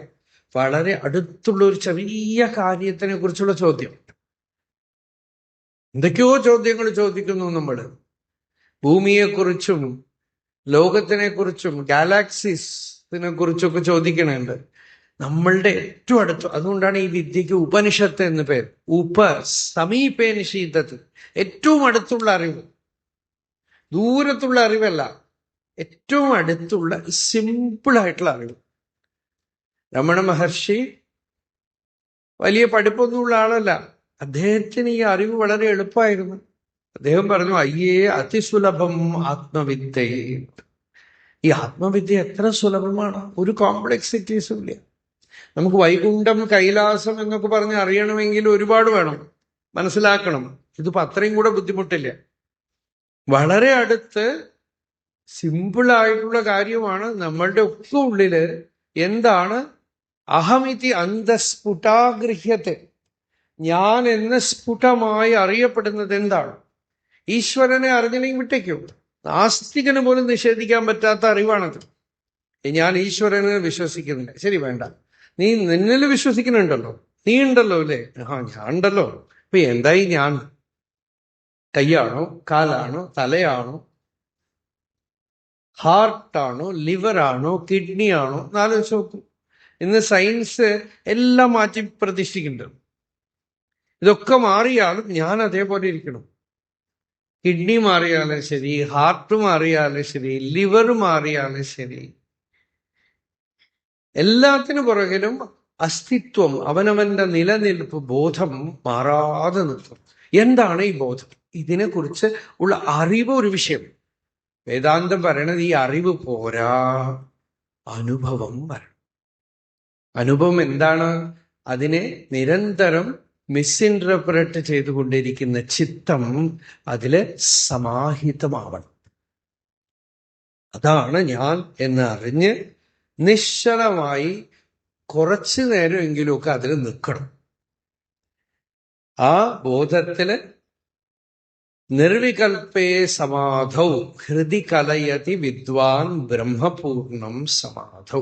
ഹൃദയത്തില് അതിനെ ഒന്ന് സാക്ഷാത്തായി അനുഭവിച്ചറിയണം. ആ അനുഭവത്തിന്റെ ബലം, അതാണ് നമ്മൾ രമണ മഹർഷിയിലും ശങ്കരാചാര്യരിലും ഒക്കെ കാണുന്നത്. നമുക്ക് രമണ മഹർഷി ഇപ്പൊ അടുത്ത കാലത്ത് ഉണ്ടായിരുന്നത് കൊണ്ട് വളരെ പ്രബലമായി ആ സമാധി മഹർഷിയിൽ കണ്ടു. അനിഷേധ്യമായിട്ട് എല്ലാവരും കണ്ടു. ആ സമാധി നമ്മളിലും കുറച്ചു വരണം. അതെങ്ങനെ വരും? ആ സമാധി സ്ഥിതി എങ്ങനെ വരും? അത് വരണമെങ്കിലോ ഈ മനസ്സ് ഇത്തിരി ശാന്തമായി നിശ്ചലമായിട്ട് അടങ്ങും. മനസ്സിനെ അടക്കാൻ പല ഉപായങ്ങളുണ്ട്. ജപം ചെയ്യാം, ഉപാസന ചെയ്യാം. പക്ഷെ വേദാന്തത്തില് ജ്ഞാനമാണ് മനസ്സിനെ അടക്കണ വഴി. മനസ്സ് എന്താണ്? മനസ്സടങ്ങണം എന്ന് പറയുമ്പോൾ വാട്ട് ഈസ് മൈൻഡ്? മനസ്സെന്ന് പറഞ്ഞാൽ എന്താണ്? സിമ്പിൾ ഡെഫിനേഷൻ, ചിത്തവൃത്തികളാണ്. വസ്തുവിനെ വസ്തുവായിട്ട് തന്നെ വ്യാഖ്യാനിക്കുകയാണ്. മനസ്സെന്ന് വെച്ചാൽ വൃത്തികളാണ്, തോട്ട്സ് ആണ്, ചിത്തവൃത്തികളാണ്. അല്ലാതെ ചിത്തവൃത്തികളിൽ നിന്ന് അന്യമായി മനസ്സെന്ന് പറഞ്ഞൊരു ദ്രവ്യം, ഒരു പദാർത്ഥം ഇല്ല. ശാസ്ത്രം പറയുമ്പോൾ സങ്കല്പ വികല്പാത്മകം മനഃ, സങ്കല്പവും വികല്പമാണ് മനസ്സ്. അതൊക്കെ ചിത്തവൃത്തികളാണ്. വൃത്തയസ്തു മനഃ വിദ്ധി അഹം മനഃ. വൃത്തികളാണ് മനസ്സ്, തോട്ട്സ്. നമ്മൾ മലയാളത്തിൽ പറയുമ്പോൾ വൃത്തികെട്ടവെന്ന് പറയും. എന്താന്ന് വെച്ചാൽ ചീത്തയായി പോയി, മനസ്സിലുണ്ടാവുന്ന വിചാരം അശുഭമായി പോയി. അങ്ങനെയുള്ള ആളാണ് വൃത്തികെട്ടവൻ. അപ്പോ മനസ്സ് എന്ന് പറയുന്നത് വൃത്തികളാണ്, ചിത്തവൃത്തികളാണ്. ഈ ചിത്തവൃത്തികളെ യോഗമോ അതാണല്ലോ. യോഗ ചിത്തവൃത്തി നിരോധ അല്ലേ? ചിത്തവൃത്തി നിരോധമാവുമ്പോൾ യോഗമാണ്. നോക്കൂ, യോഗം സാധനയാണ്. വേദാന്തത്തില് സിദ്ധാന്തപരമായിട്ട് യോഗത്തിന് ഒരു ലിമിറ്റേഷൻ ഉണ്ട്. ഇതോടുകൂടെ കഴിഞ്ഞു. അനേന യോഗ പ്രത്യുക്ത കഴിഞ്ഞു. പക്ഷേ യോഗം ജ്ഞാനത്തിന് ഉപകാരകമാണ്. നമുക്ക് ലോകത്തിൽ ജീവിക്കുമ്പോൾ ശാന്തി വേണം നമുക്ക്, അല്ലേ? ശാന്തി വേണം, അതാണ് നമുക്ക് വേണ്ടത്. അപ്പൊ ശാന്തിക്ക് എന്താണ് ഇപ്പൊ പ്രതിബന്ധം? ചിത്തവൃത്തിയാണ്. ശാന്തി ഉള്ളപ്പോ ചിത്തവൃത്തി ഇല്ല, ചിത്തവൃത്തി ഉള്ളപ്പോ ശാന്തിയും ഇല്ല. ഒരുപാട് ചിത്തവൃത്തികൾ ഇങ്ങനെ വന്നുകൊണ്ടിരിക്കുകയാണ് ഉള്ളില്, ശാന്തി. മനസ്സ് അടങ്ങി നിശ്ചലമാകുമ്പോൾ ശാന്തിയുണ്ട്. മഹർഷിയുടെ സന്നിധിയില് പലപ്പോഴും പല ആളുകൾക്കും ഒരു അവാച്യമായ അനുഭൂതി, ശാന്തി ഉണ്ടായിട്ടുണ്ട്. എന്താ? മനസ്സടങ്ങിപ്പോയി, കുറച്ചു നേരത്തേക്ക് സ്റ്റില്ലായി. നല്ല സത്സംഗമൊക്കെ നടക്കുമ്പോഴും അങ്ങനെയാണ്. കുറച്ചു നേരത്തേക്ക് U experience that silence, stillness, മൗനം. മനസ്സങ്ങനെ ശാന്തമാക്കും. അപ്പൊ മനസ്സിനെ ശാന്തമാക്കാൻ നേരിട്ടുള്ള വഴി മാനസം തുക്യം മാർഗണേ കൃതേ നൈവ മാനസം മാർഗ ആർജവാത്. ഇപ്പോ നോക്കൂ, മനീഷാപഞ്ചകത്തിലെ ആദ്യത്തെ ശ്ലോകത്തിൽ നിൽക്കുകയാണ്. അതില് പറഞ്ഞ കാര്യം, ജാഗ്രത് സ്വപ്ന സുഷുപ്തികൾക്ക് സാക്ഷിയായിട്ട് ബ്രഹ്മാവ് മുതൽ ഒരു അമീബ വരെ എല്ലാറ്റിൻ്റെ ഉള്ളിലും പ്രകാശിക്കുന്ന ചൈതന്യമാണ് ഞാൻ. ഈ കാണപ്പെടുന്ന ദൃശ്യവസ്തു എന്ന ദൃഢപ്രജ്ഞ അനുഭൂതി ആർക്കുണ്ടോ അവൻ ചണ്ടാളനാവട്ടെ ബ്രാഹ്മണനാവട്ടെ ഗുരുവാണ്. ഇതാണ് തീരുമാനം. ഇപ്പോ ആ അനുഭൂതി, ആ പ്രജ്ഞ വരാൻ പ്രതിബന്ധം ഈ വിക്ഷിപ്തമായ മനസ്സാണ്. അത് പ്രതിബന്ധമാണ്. ആ പ്രതിബന്ധം നീക്കാനുള്ള വഴിയാണ് ഇപ്പൊ നമ്മൾ പറയണത്. അതിന് നേരിട്ടുള്ളത് എന്താ? ഈ ചിത്തവൃത്തി നിരോധ. അടുത്ത സൂത്രം എന്താ? തഥാ ദ്രഷ്ടു സ്വരൂപേ അവസ്ഥാനം. എപ്പോ ചിത്തവൃത്തി നിരുദ്ധമാവുന്നു, അപ്പോ മനസ്സ് നമ്മളെക്കുറിച്ച് ഒരു കമന്ററിയും എഴുതാതിരിക്കുമ്പോ നമ്മളായിട്ടിരിക്കും. നമ്മൾ ഇവനായിട്ടും അവനായിട്ടും അതായിട്ട് ഇതായിട്ടൊന്നുമില്ല. ഞാനാണ്, താനാണ്. അസ്തിത്വം, അസ്ഥിതാമാത്രമായ വസ്തു ഉള്ളില് പ്രകാശിക്കും. അപ്പോ ദ്രഷ്ടു സ്വരൂപേ അവസ്ഥാനം. ഇപ്പോ ഈ ചിത്തവൃത്തികളാണ് മനസ്സെന്ന് പറയുന്നത്. മനസ്സില് അനുസ്യൂതം ചിത്തവൃത്തികൾ ഉണ്ടാകും. അതിനും വേദാന്തം പറയുന്ന കാര്യം, ഈ ചിത്തവൃത്തി ഉണ്ടാവാൻ കാരണം തന്നെ അവിദ്യയാണെന്നാണ്. എന്താന്ന് വെച്ചാൽ കയറിനെ കയറായിട്ട് കണ്ടാൽ ചിന്തിക്കില്ല, നടന്നു പോകും. കയറ് പാമ്പായിട്ട് കാണുമ്പോൾ അത് മൂർഖനാണോ, അത് ചേരയാണോ, അത് അണലിയാണോ, അത് കടിക്കുവോ, കടിച്ചുവോ, വിഷം കയറുവോ, ഭയം എല്ലാം ഉണ്ടാവും. അത് കയറാണെന്ന് കാണുമ്പോൾ തന്നെ ആ മൊമെന്റോടെ ചിത്തവൃത്തികളൊന്നുമില്ല, അല്ലേ? അപ്പോ ഇത്രയും ചിത്തവൃത്തികൾ ഉണ്ടാവാൻ കാരണവും വസ്തുവിനെ കുറിച്ചുള്ള വാസ്തവജ്ഞാനമില്ലായ്മയാണ്. സകലതും ആത്മസ്വരൂപമാണെന്നുള്ള അറിവോടുകൂടെ തന്നെ അമനീഭാവം വന്നു പോകും. മനസ്സ് തന്നെ ഒരു അവിദ്യയാണ്. അതിരിക്കട്ടെ, ഇപ്പോ ഈ അറിവ് സാക്ഷാത്തായിട്ട് നമ്മളുടെ ഉള്ളില് പ്രകാശിക്കാനായിട്ട് ഈ ചിത്തവൃത്തികള്, മനസ്സിലുള്ള വിചാരങ്ങൾ, തോട്ട്സ്, വളരെ പ്രായോഗികമായ കാര്യം മാത്രമാണ് ഇപ്പോൾ പറയുന്നത്. ഒരു ദിവസം വന്ന് പറഞ്ഞ് നിങ്ങളെ ഫിലോസഫി മാത്രം പറഞ്ഞിട്ട് പോകാൻ വേണ്ടിയിട്ടല്ല, വളരെ പ്രായോഗികമായ കാര്യം. കാരണം നമുക്കൊക്കെ സൗഖ്യമാണ്, നമ്മളൊക്കെ ക്ഷേമമായിട്ടിരിക്കണം, ശാന്തിയോടെ ഇരിക്കണം. ശാന്തിയോടെ ഇരിക്കണമെങ്കിൽ മനസ്സിന് സൗഖ്യമാണ്. അതാണ് അതിനൊരു ഒരു ഒരു മെത്തേഡ് നമുക്ക് വേണം. അതാണ് നമ്മൾ ഉപാസന എന്നൊക്കെ പറയണത്. ഇതൊക്കെ തന്നെ അതിനുള്ള പ്രോസസ്സാണ്. എല്ലാവർക്കും വേണം സമാധാനം, എല്ലാവർക്കും വേണം ശാന്തി. ഇത്രയും പഠിപ്പും കോളേജും സ്കൂളും ഒക്കെ ഉണ്ടായിട്ട് ഭ്രാന്തിന് വേണ്ട ഡോക്ടറെ സ്കൂളിൽ വെക്കണമെന്നല്ലാതെ സമാധാനമായിട്ട് ഇരിക്കാൻ പറഞ്ഞു കൊടുക്കലില്ല. ചെറിയ കുട്ടികൾക്കടക്കം സൈക്കാട്രിസ്റ്റാണ്. Somehow they want to stamp you as some mania or some phobia. നിന്നു കൊടുക്കണോ നമ്മള്? ചെറിയ ചെറിയ കുട്ടികൾക്കൊക്കെ പ്രശ്നമാണ്. ഒരു ചെക്കൻ ഇത്രയേ ഉള്ളൂ, 7 വയസ്സുണ്ടാവും, വന്നിട്ട് സ്വാമി എനിക്കൊന്ന് സംസാരിക്കണം. എന്താണ്? എനിക്ക് വല്ലാത്ത ടെൻഷൻ. പോടാ, ആരോ പറയണത് കേട്ടിട്ട് ഒന്ന് പറയാണ്, എനിക്ക് വല്ലാത്ത ടെൻഷൻ. ചെറിയ കുട്ടികൾ ഇങ്ങനെയൊക്കെയാണ് അബ്സോർവ് ചെയ്യണതേ ഓരോ കാര്യങ്ങളും. അപ്പോ കുട്ടിക്കാലം മുതൽ ഈ വിദ്യ ഉള്ളിൽ പോകണം, അവരുടെ ഉള്ളിലേക്ക്. സമാധാനമായിട്ട് നമുക്ക് ഋഷികൾ തന്നത് അതൊക്കെയാണ്. ഇതാ ഈ അമ്പലവും മഠവും ഇതൊക്കെ എന്തിനാന്ന് വെച്ചാൽ ഓരോരോ കേന്ദ്രങ്ങളാണ്. നമുക്ക് പോയിട്ട് കുറച്ച് നേരം സമാധാനമായിട്ട് ശാന്തിയോടെ ഇരിക്കാൻ, സമാധാനത്തോടെ ഇരിക്കാനുള്ള സെന്റേഴ്സ് ആണ് ഉണ്ടാക്കി വെച്ചിരിക്കുന്നത്. നമ്മളെ നിങ്ങൾ പൂർണ്ണമാണ്, നിങ്ങൾ ബ്രഹ്മമാണെന്നാണ് ശാസ്ത്രം പറയണത്. അല്ലാതെ നിങ്ങൾക്ക് ഈ ഫോബിയ ഉണ്ട് മാനിയ ഉണ്ട് എന്നുള്ള സ്റ്റാമ്പ് അല്ല. വിവേകാനന്ദ സ്വാമികൾ അമേരിക്കയിൽ ഒരു ടോക്കിൽ പറഞ്ഞു, it is a sin to call you sinners. You are the children of immortality. You are immaculate, pure, infinite, ever free Brahman. ഒരു കുട്ടി എണീറ്റ് പറഞ്ഞു, Swami you are hypnotising us. എന്താണെന്ന് വെച്ചാൽ കേൾക്കുമ്പോ ഒരു അവാച്യമായ ഒരു സുഖമുണ്ടാവും. നിങ്ങൾ ഞങ്ങളെ ഹിപ്നോട്ടൈസ് ചെയ്യണം. No my dear child, you are already hypnotised. I am only dehypnotising you. നീ ഉറങ്ങിക്കിടക്കുകയാണ്, മെസ്മറിസത്തിലാണ്, വിസ്മരിച്ച് കിടക്കുകയാണ്. ഞാൻ പിടിച്ചു ഉണർത്തുകയാണ്. എഴുന്നേക്കൂ, ഉത്തിഷ്ഠത, ജാഗ്രത, നിന്റെ വാസ്തവമായ സ്വരൂപം അറിയൂ. അതിന് പ്രതിബന്ധമായിട്ട് നിൽക്കുന്നത് ഈ മനസ്സാണ്. ഇതിനെ അല്പം ഒന്ന് ശാന്തമാക്കുന്നു, ഒന്ന് നിശ്ചലമാക്കുന്നു, ഈ മനസ്സിനെ ഒന്ന് പ്രശാന്തമാക്കുന്നു. അതിനെന്താ വഴി? ചിത്തവൃത്തി നിരോധം.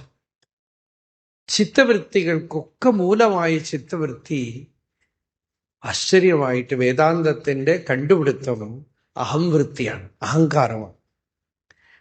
യോഗശാസ്ത്രവും അതന്നെ പറഞ്ഞു. അവിദ്യ അസ്മിത രാഗദ്വേഷ അഭിനിവേശാഹ ക്ലേശ. ആരംഭത്തിൽ അവിദ്യ, അടുത്തപടി അസ്മിത, ഞാൻ എന്നുള്ള തോട്ട്. അതിൽ നിന്നാണ് രാഗദ്വേഷമൊക്കെ. ഇതാണ് ഡയഗ്നോസിസ്. അപ്പോ ഈ ഞാൻ എന്നുള്ള വൃത്തിയാണ് എല്ലാ തോട്ട്സിനും പുറകിൽ. ഒന്ന് ശ്രദ്ധിച്ചോളൂ കേട്ടോ. രാവിലെ കഴിച്ച പുട്ടുകുറ്റിയും ഇഡ്ഡലിയും ഒക്കെ ഒന്ന് മാറ്റി വെച്ചിട്ട് ഇത്തിരി ഒന്ന് ശ്രദ്ധിക്കാം, ഒന്ന് ശാന്തമായിട്ട്. സാധാരണ സത്സംഗത്തിന് നമുക്ക് രാവിലെ 7 മണി അല്ലെങ്കിൽ വൈകുന്നേരം 4 മണി 5 മണി 6 മണിയൊക്കെയാണ് നല്ലത്. എന്താന്ന് വെച്ചാൽ ഇതിന്റെ നടുക്ക് ഈ ആഹാരം പ്രതിബന്ധമാണ്. ആഹാരശുദ്ധവും സത്വശുദ്ധി. ആഹാരം ലൈറ്റ് ആണെങ്കിൽ സത്വഗുണം നല്ല തെളിച്ചുണ്ടാവും ധ്യാനത്തിന്. അപ്പൊ ധ്യാനം ഉണ്ടാവും, സമാഹിത സ്ഥിതി ഉണ്ടാവും. അത് പലപ്പോഴും തിരി അങ്ങോട്ട് ഉള്ളിൽ കയറ്റി കഴിഞ്ഞാൽ പോകും. അതുകൊണ്ട് വളരെ വളരെ ഹെൽപ്ഫുള്ളായിട്ടുള്ള, സഹായകരമായിട്ടുള്ള ഒരു കാര്യമാണ് ഇനി പറയാൻ പോണത്. ഈ മനസ്സിനെ എങ്ങനെയെങ്കിലുമൊക്കെ ഇത്തിരി ശാന്തമാക്കിയാൽ, വാസ്തവമായ അറിവ് കൊണ്ട് ശാന്തമാക്കിയാൽ നമുക്ക് പരമശ്രേയസ് ഉണ്ടാവും. അപ്പോ മനസ്സിനെ തന്നെ നമ്മളൊന്ന് എക്സ്പ്ലോർ ചെയ്യാണ്. എന്താണ് ഈ മനസ്സ്? What is mind? Not in the language of psychology, not in the language of modern science, neuro science. വേദാന്തത്തിന്റെ ഭാഷയിൽ എന്താണ് മനസ്സ്? സിമ്പിളായിട്ട് നിങ്ങൾക്ക് അറിയുന്ന പോലെ എളുപ്പത്തിലൊരു ആൻസർ വന്നു. ചിത്തവൃത്തി, വെറും തോട്ട്സ്, മൈൻഡ്. അത് നല്ല ചിത്തവൃത്തി, ചീത്ത ചിത്തവൃത്തി, ഒക്കെ ചിത്തവൃത്തിയാണ്. നല്ലതും ചീത്തയും ഒക്കെ തോട്ട്സാണ്. ഈ തോട്ട്സിനൊക്കെ മൂലമായിട്ടും വേരായിട്ട് നിൽക്കുന്ന എന്തെങ്കിലും ഉണ്ടോ? ഒന്ന് ശ്രദ്ധിച്ചാൽ കാണാം. ഞാൻ എന്നുള്ള ഒരു വൃത്തി, ഒരു തോട്ട്, അതുണ്ടെങ്കിലേ മനസ്സ് പ്രവർത്തിക്കും. അപ്പൊ ഇങ്ങനെ കുറെ ആളുകൾ നോക്കണം, എന്റെ മനസ്സ് പ്രവർത്തിക്കില്ല. എനിക്ക് വളരെ വേണ്ടപ്പെട്ട അവിടെ ഉണ്ടല്ലോ, ഇദ്ദേഹം വന്നിട്ടുണ്ടല്ലോ, മനസ്സ് പ്രവർത്തിക്കും. അവിടെ പോയി നിൽക്കും. ഇഷ്ടപ്പെട്ട ആളെ കാണുമ്പോൾ അവിടെ പോയി നിൽക്കും. ഇഷ്ടപ്പെടാത്ത ആള്, ഇയാൾ വരാൻ പാടില്ല എന്ന് വിചാരിച്ചു ഭഗവാനെ വന്ന് മുമ്പിൽ വന്നിരിക്കുന്നുണ്ടല്ലോ, മനസ്സ് പ്രവർത്തിക്കും. ഇതാണ് രാഗം ദ്വേഷം. അസ്മിത, രാഗദ്വേഷം.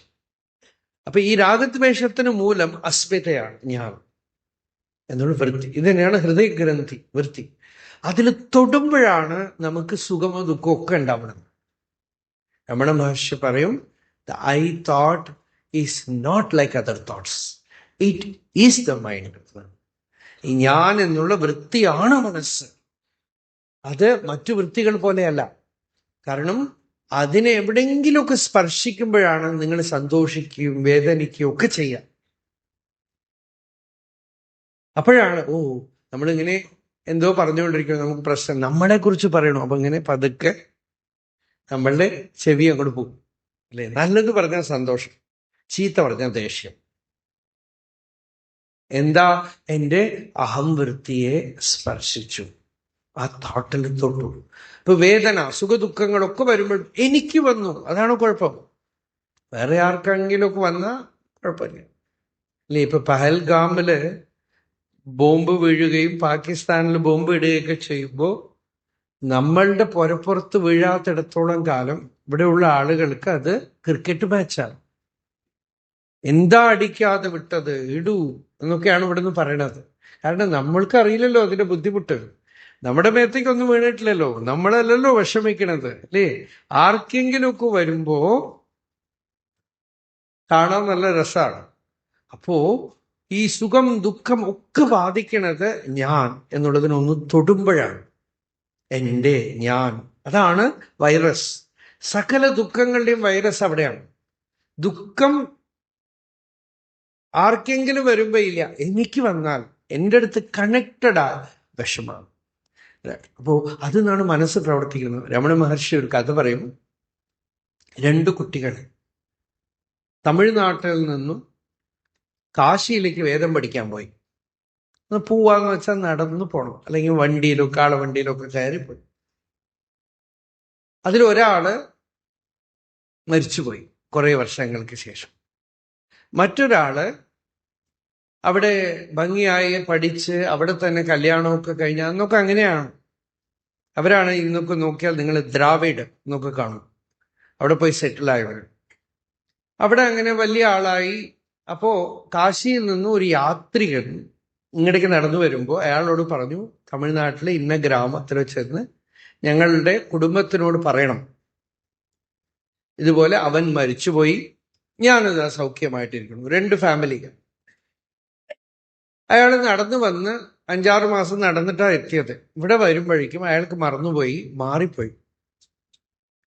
അപ്പൊ ഏത് വീട്ടിൽ ചെന്ന് നിങ്ങളുടെ മകൻ കല്യാണമൊക്കെ കഴിഞ്ഞു, നിങ്ങൾക്ക് പേരക്കുട്ടികളൊക്കെ ആയി സന്തോഷമായിട്ടിരിക്കണു പറയണോ, അവിടെ പോയി കുട്ടി മരിച്ചു എന്ന് പറഞ്ഞു. എവിടെ ചെന്നിട്ടാണ് നിങ്ങളുടെ മകൻ മരിച്ചു എന്ന് പറയണോ, അവിടെ പോയി നല്ല കല്യാണമൊക്കെ കഴിഞ്ഞു, നല്ല സന്തോഷമായിട്ടിരിക്കണമെന്ന് പറഞ്ഞു. ഇപ്പോ കരയേണ്ട ആളുകള് വീട്ടിലെല്ലാരെയും വിളിച്ച് സദ്യ കൊടുക്കുകയാണ്, ആഘോഷിക്കുകയാണ്, സന്തോഷിക്കുകയാണ്. സന്തോഷിക്കേണ്ട ആളുകൾ കരയാണ്. ഇപ്പൊ നടന്ന സംഭവത്തിനും അതിന്റെ അതിന്റെ റിയാക്ഷനും ഒരു സംബന്ധമില്ല. മനസ്സ് എൻ്റെ കാര്യം നല്ലത് എന്ന് ചിന്തിച്ച് സന്തോഷിച്ചു. ഇപ്പൊ പരീക്ഷയ്ക്ക് റിസൾട്ടൊക്കെ അങ്ങനെ വരും, കണ്ടിട്ടില്ലേ? അത് പറയുമ്പോൾ നമുക്ക് മനസ്സിലാവും. പലപ്പോഴും തോറ്റു എന്ന് വരും, അപ്പൊ കരയും. അത് കഴിഞ്ഞ് അടുത്ത ദിവസം അത് തെറ്റായ മാർക്ക് ലിസ്റ്റാണ് എന്ന് പറഞ്ഞ് ജയിച്ചു എന്ന് വരും, അപ്പൊ സന്തോഷമാണ്. അപ്പൊ ഇതൊക്കെ ആർക്കാ? എനിക്കാണ്, ഞാനാണ്. ഞാൻ എൻ്റെ എനിക്ക് വരണം അല്ലേ. അപ്പൊ ഈ അഹംവൃത്തിയാണ് മൈൻഡിന്റെ റൂട്ട് സോഴ്സ്. അപ്പൊ ഈ അഹംവൃത്തിയോട് കൂടെ തൊടുമ്പോഴാണ് എല്ലാം വരണത്. ഈ വൃത്തികളൊക്കെ സ്പന്ദനങ്ങളാണ് മൈൻഡ് എന്ന് പറയുന്നത്. അതുകൊണ്ടാണ് മന്ത്രജപം വർക്കാവണത്. ചിത്തവൃത്തികളൊക്കെ സ്പന്ദനമാണ്, ഉള്ളിലുള്ള സ്പന്ദനങ്ങളാണ്. കോപം ഒരു വിധത്തിലുള്ള സ്പന്ദനമാണ്, കാമം ഒരു വിധത്തിലുള്ള സ്പന്ദനമാണ്, അസൂയ ഒരു വിധത്തിലൊരു സ്പന്ദനമാണ്, ടെൻഷൻ, ഡിപ്രഷൻ ഒക്കെ സ്പന്ദനമാണ്. അതുകൊണ്ടാണ് കാശ്മീർ ശൈവത്തിൽ അവർക്ക് സ്പന്ദ സിദ്ധാന്തം എന്ന് പറഞ്ഞതന്നെയുണ്ട് ഒരു വിഷയം. അവർ പറയുന്നത് ഇത്രയൊക്കെ സ്പന്ദിക്കുന്ന ചിത്തത്തിനെ അടക്കാൻ ഒരു സ്പന്ദനം, അത് പ്രണവം ഒരു സ്പന്ദനം, പഞ്ചാക്ഷരം ഒരു സ്പന്ദനമാണ്. ആ സ്പന്ദനത്തിന് ഇങ്ങനെ ധരിക്കുകയാണ് ഉള്ളിൽ. ആ സ്പന്ദനത്തിന് ധരിച്ച് ധരിച്ച് ധരിച്ച് മനസ്സിനെ ശാന്തമാക്കുക. അതൊരു പ്രക്രിയയാണ്, ഉപാസന. പക്ഷെ എന്തൊക്കെ തന്നെ നമ്മൾ ആർട്ടിഫിഷ്യലായിട്ട് പുറത്തുനിന്ന് സ്പന്ദനം ഇട്ടുകൊടുത്താലും ഉള്ളില് നമ്മൾ ഒന്നും ഇട്ടുകൊടുക്കാതെ മൂലസ്പന്ദനം ഒന്നുണ്ട് ഉള്ളില്. അതാണ് ഞാൻ ഞാൻ ഞാൻ ഞാൻ എന്നുള്ള ഒരു സ്പന്ദനം. നിങ്ങൾ ഉറങ്ങിക്കഴിയുമ്പോൾ സുഷുപ്തിയിലൊന്നുമില്ല, എഴുന്നേൽക്കുമ്പോൾ ആദ്യമായിട്ടുണ്ടാവുന്ന ഒരു തുടിപ്പാണ് ഞാൻ. ഇല്ലേ? ശ്രദ്ധിച്ചിട്ടുണ്ടോ? ഇതൊക്കെ ശ്രദ്ധിക്കണം. ഇതൊക്കെയാണ് ശ്രദ്ധിക്കേണ്ടത്. നമ്മുടെ മനസ്സ് സാത്വികമാവുമ്പോൾ നമ്മൾ നമ്മളെ തന്നെ ശ്രദ്ധിക്കും. നമ്മളുടെ ഉള്ളിലുള്ള ഈ തുടിപ്പിനെ ശ്രദ്ധിക്കും, ഈ മൂലസ്പന്ദനത്തിനെ ശ്രദ്ധിക്കും. ആദ്യ സ്പന്ദനം, ആ സ്പന്ദനമാണ് ഞാൻ ഞാൻ ഞാൻ എന്ന്. തള്ളിപ്പുറപ്പെടും അഹന്ത. അല്ലേ? എവിടെയാ ഉള്ളത്? എവിടെയാ? ഹരിനാമകീർത്തനം അല്ലേ? തള്ളിപ്പുറപ്പെടും അഹന്ത. അതിങ്ങനെ ഉള്ളിന്ന് തള്ളിപ്പുറപ്പെടുകയാണ്. ഞാനെന്ന് പറഞ്ഞ് പൊന്താണ്. അപ്പൊ ആ പൊന്തുന്നത് ഇപ്പൊ തൈര് കടയുമ്പോ വെണ്ണയൊക്കെ വരണ പോലെ ഉള്ളിൽ വരും. അപ്പൊ ഈ എന്താ ഈ വൃത്തി? ഇതിന്റെ സ്വഭാവം എന്താണ്? അപ്പോ ഇതിനെ എങ്ങനെ നമ്മൾ ശ്രദ്ധിക്കുമ്പോൾ ഒരു ടെൻഷൻ വരുന്നു, ഡിപ്രഷൻ വരുന്നു എന്ന് വെച്ചോളൂ. എനിക്ക് അറിഞ്ഞ ചില ആളുകളൊക്കെ മാജിക് ചെയ്തിട്ടുണ്ട്. ഒരു അമേരിക്കൻ ഒരാള്, അയാൾക്ക് ഭയങ്കര ഡിപ്രഷനായിരുന്നു. ആ ഡിപ്രഷൻ കുറെ കാലം മരുന്ന് കഴിച്ചു, വിഷമിച്ചു, എല്ലാം കഴിഞ്ഞ് അയാൾ മഹർഷിയുടെ കൃതികളൊക്കെ അറിഞ്ഞു. എന്നിട്ട് തിരുവണ്ണാമലയിൽ വന്നു. അയാള് പറഞ്ഞു, ഞാന് ഇരുമ്പ് ഫിലോസഫർ സ്റ്റോൺ കൊണ്ട് തൊട്ട്, നമ്മൾ പറഞ്ഞ ചിന്താമണി, അതുകൊണ്ട് തൊട്ട് സ്വർണമാക്കി എന്ന് പറഞ്ഞു എടുത്തു. അപ്പൊ നമ്മൾ ചോദിച്ചു, എന്താ നിങ്ങൾ കഥ പറയണേ? അയാൾ പറഞ്ഞു, I was in severe depression. ഒരുപാട് കാലം മരുന്ന് കഴിച്ചു, ഒരുപാട് കാലം സൈക്കാട്രിസ്റ്റിനെ ഒക്കെ കണ്ടു. അപ്പോഴാണ് എനിക്ക് ഈ യോഗവിദ്യ മനസ്സിലായത്. മഹർഷിയുടെ കൃതികളൊക്കെ വായിച്ചപ്പോൾ എനിക്ക് മനസ്സിലായി, പ്രശ്നമൊക്കെ ഈ ഞാൻ, എൻ്റെ ഇതാണ്. അപ്പോ ഞാൻ എന്നെ തന്നെ വിട്ടുനിന്ന് നോക്കി. എൻ്റെ ഡിപ്രഷനെ I observed it like I can see some precious thing. വളരെ വില പിടിച്ച ഒരു സ്വർണമോ രത്നമോ കാണുന്ന പോലെ എൻ്റെ ഉള്ളിലുള്ള ഡിപ്രഷനെ ഞാൻ മാറി നിന്നു കണ്ടു. അതിങ്ങനെ പൊന്തി വരുന്നത് കണ്ടു. എനിക്ക് വന്ന വിഷമം, എനിക്ക് ഇങ്ങനെയായി, ഇതാണ് അതിന്റെ കാരണം. അത് ഞാൻ എൻ്റെ മുമ്പിൽ നിർത്തി കണ്ടു, അതിനെ ശ്രദ്ധിച്ചു, അതിനെ ചലിക്കാതെ നോക്കി. അതിൻ്റെ പുറകിലുള്ള ഞാൻ ഞാൻ ഞാൻ എന്നുള്ള വൃത്തിയെ ഞാൻ ഉള്ളില് പിടിച്ചു നിർത്തി നോക്കി. അത് ഹൃദയസ്ഥാനത്തില് ലയിച്ചു. ഡിപ്രഷൻ എന്നുള്ള ഇന്റൻസ് എനർജി, ചെറിയ ടെൻഷൻ, ആങ്സൈറ്റി ഒക്കെ കുറച്ചേ ഉള്ളൂ എനർജി. ഡിപ്രഷൻ എന്നൊക്കെ പറയുമ്പോൾ വാൾക്കാനോ ഔട്ട്ബർസ്റ്റ് മാതിരിയാണ്, ഒരുപാട് എനർജിയാണ്. ആ എനർജി മുഴുവൻ അദ്ദേഹം പറയണത്, എന്നെ സംബന്ധിച്ചിടത്തോളം അത് വാൾക്കാനോ ആയിരുന്നു. അത് മുഴുവൻ എൻ്റെ ഹൃദയത്തിൽ അടങ്ങി. പരമപ്രശാന്തി എൻ്റെ ഉള്ളിലുണ്ടായി, അത്യഗാധമായി. അതിന് കാണുമ്പോഴും അങ്ങനെയായിരുന്നു, നല്ല ശാന്തനാണ്. നമുക്ക് തോന്നില്ല അദ്ദേഹത്തിന് ഈ സൈക്കാട്രിക് പ്രോബ്ലം ഒക്കെ ഉണ്ടായിരുന്നു പറഞ്ഞു. അദ്ദേഹം പറഞ്ഞു, അതോടെ കഴിഞ്ഞു.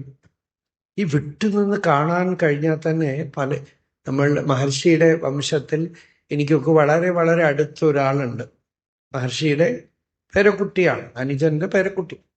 അദ്ദേഹം ദേഷ്യപ്പെടുകയില്ല, വളരെ ശാന്തനാണ്. ഒരിക്കലും അദ്ദേഹം ദേഷ്യപ്പെട്ട് ഞങ്ങൾ ആരും കണ്ടിട്ടില്ല. അപ്പൊ അദ്ദേഹം പറയും, മുമ്പ് എനിക്ക് ഭയങ്കര ദേഷ്യമായിരുന്നു, ഒരു സമയം ഞാൻ ഈ ദേഷ്യത്തിന് വിട്ടുനിന്ന് കണ്ടു, അതിനുശേഷം ദേഷ്യപ്പെട്ടിട്ടേ ഇല്ല. അത് ഞാൻ എന്നിൽ നിന്ന് അന്യമാണ്. പ്രകൃതേഹേ ക്രിയമാണാനി ഗുണൈഹി കർമാണി സർവശ അഹങ്കാര വിമൂഢാത്മാ കർത്ത അഹമിതി മന്യത്തെ. ഞാനാണ് കർത്താവ് എന്ന് തോന്നുന്നുണ്ടല്ലോ. എനിക്ക് വരുന്നു കോപം, എന്നെ പറഞ്ഞു എന്നൊക്കെ പറയുമ്പോൾ ആരാ ഈ ഞാൻ? എന്താണ് ഈ ഞാൻ? ആർക്കാണ് ഈ ടെൻഷൻ? ആർക്കാണ് ഈ ആൻസൈറ്റി? ആർക്കാണ് ഈ വിഷമം?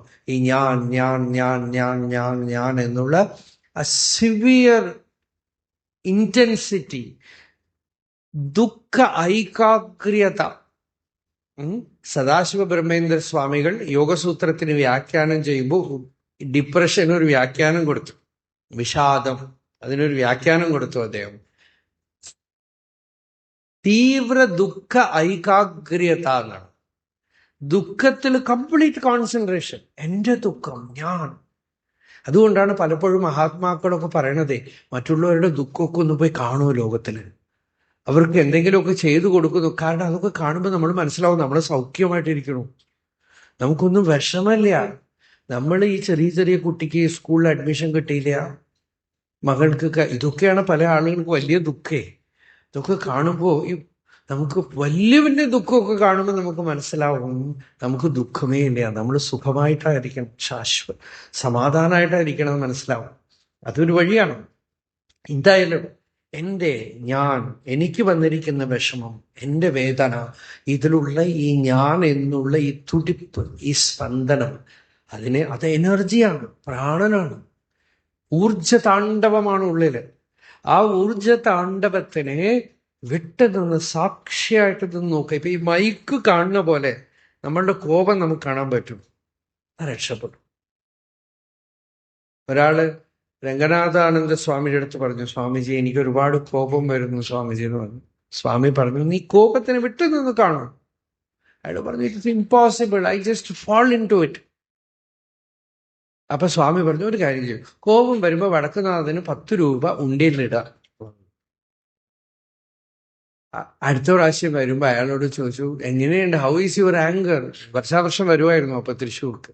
അപ്പൊ അയാൾ പറഞ്ഞു, Swamiji it is too costly, ഒരുപാട് ചെലവാവണു. ഇപ്പൊ കോപം വരുമ്പോ ഈ 10 രൂപ നോട്ട് ഇങ്ങനെ വരണു. 10 രൂപ അന്ന് നല്ല 10 രൂപ നോട്ട് ഇങ്ങനെ വരണു, എനിക്ക് വയ്യ. അപ്പോ അറിയാതെ തന്നെ വിട്ട് കാണാൻ തുടങ്ങി. കാരണം 10 രൂപയെ കാണണ്ടേ. അപ്പൊ ഇപ്പൊ ഈ എനർജി, പ്രാണൻ, ഉള്ളിലുള്ള ഊർജമാണത്, പ്രാണനാണ്. നമ്മൾ വിചാരിക്കണം പ്രാണായാമം എന്ന് വെച്ചാൽ മൂക്ക് പിടിച്ച് ശ്വാസമുള്ള അല്ല, ഇതൊക്കെ പ്രാണനാണ്. നിദ്ര പ്രാണനാണ്, ചിത്തവൃത്തികൾ പ്രാണനാണ്. ദേവികാലോത്തരം എന്നൊരു കൃതിയുണ്ട്, അത് മഹർഷി തമിഴിലാക്കിയിട്ടുണ്ട്, സംസ്കൃതം എനിക്ക് ഓർമ്മയില്ല. തമിഴിൽ പറയുന്നുണ്ട്, നിദ്രയാലും നിனைவாதிയാലും മനം മൂഢമിക ശീലഴിയും. ഉറക്കം കൊണ്ടും ചിത്തവൃത്തികൾ കൊണ്ടും പ്രാണനൊക്കെ ചോർന്നു പോകും. അപ്പോ ഉറങ്ങാതിരിക്കണം എന്നല്ല, ആവശ്യത്തിന് ഉറങ്ങണം.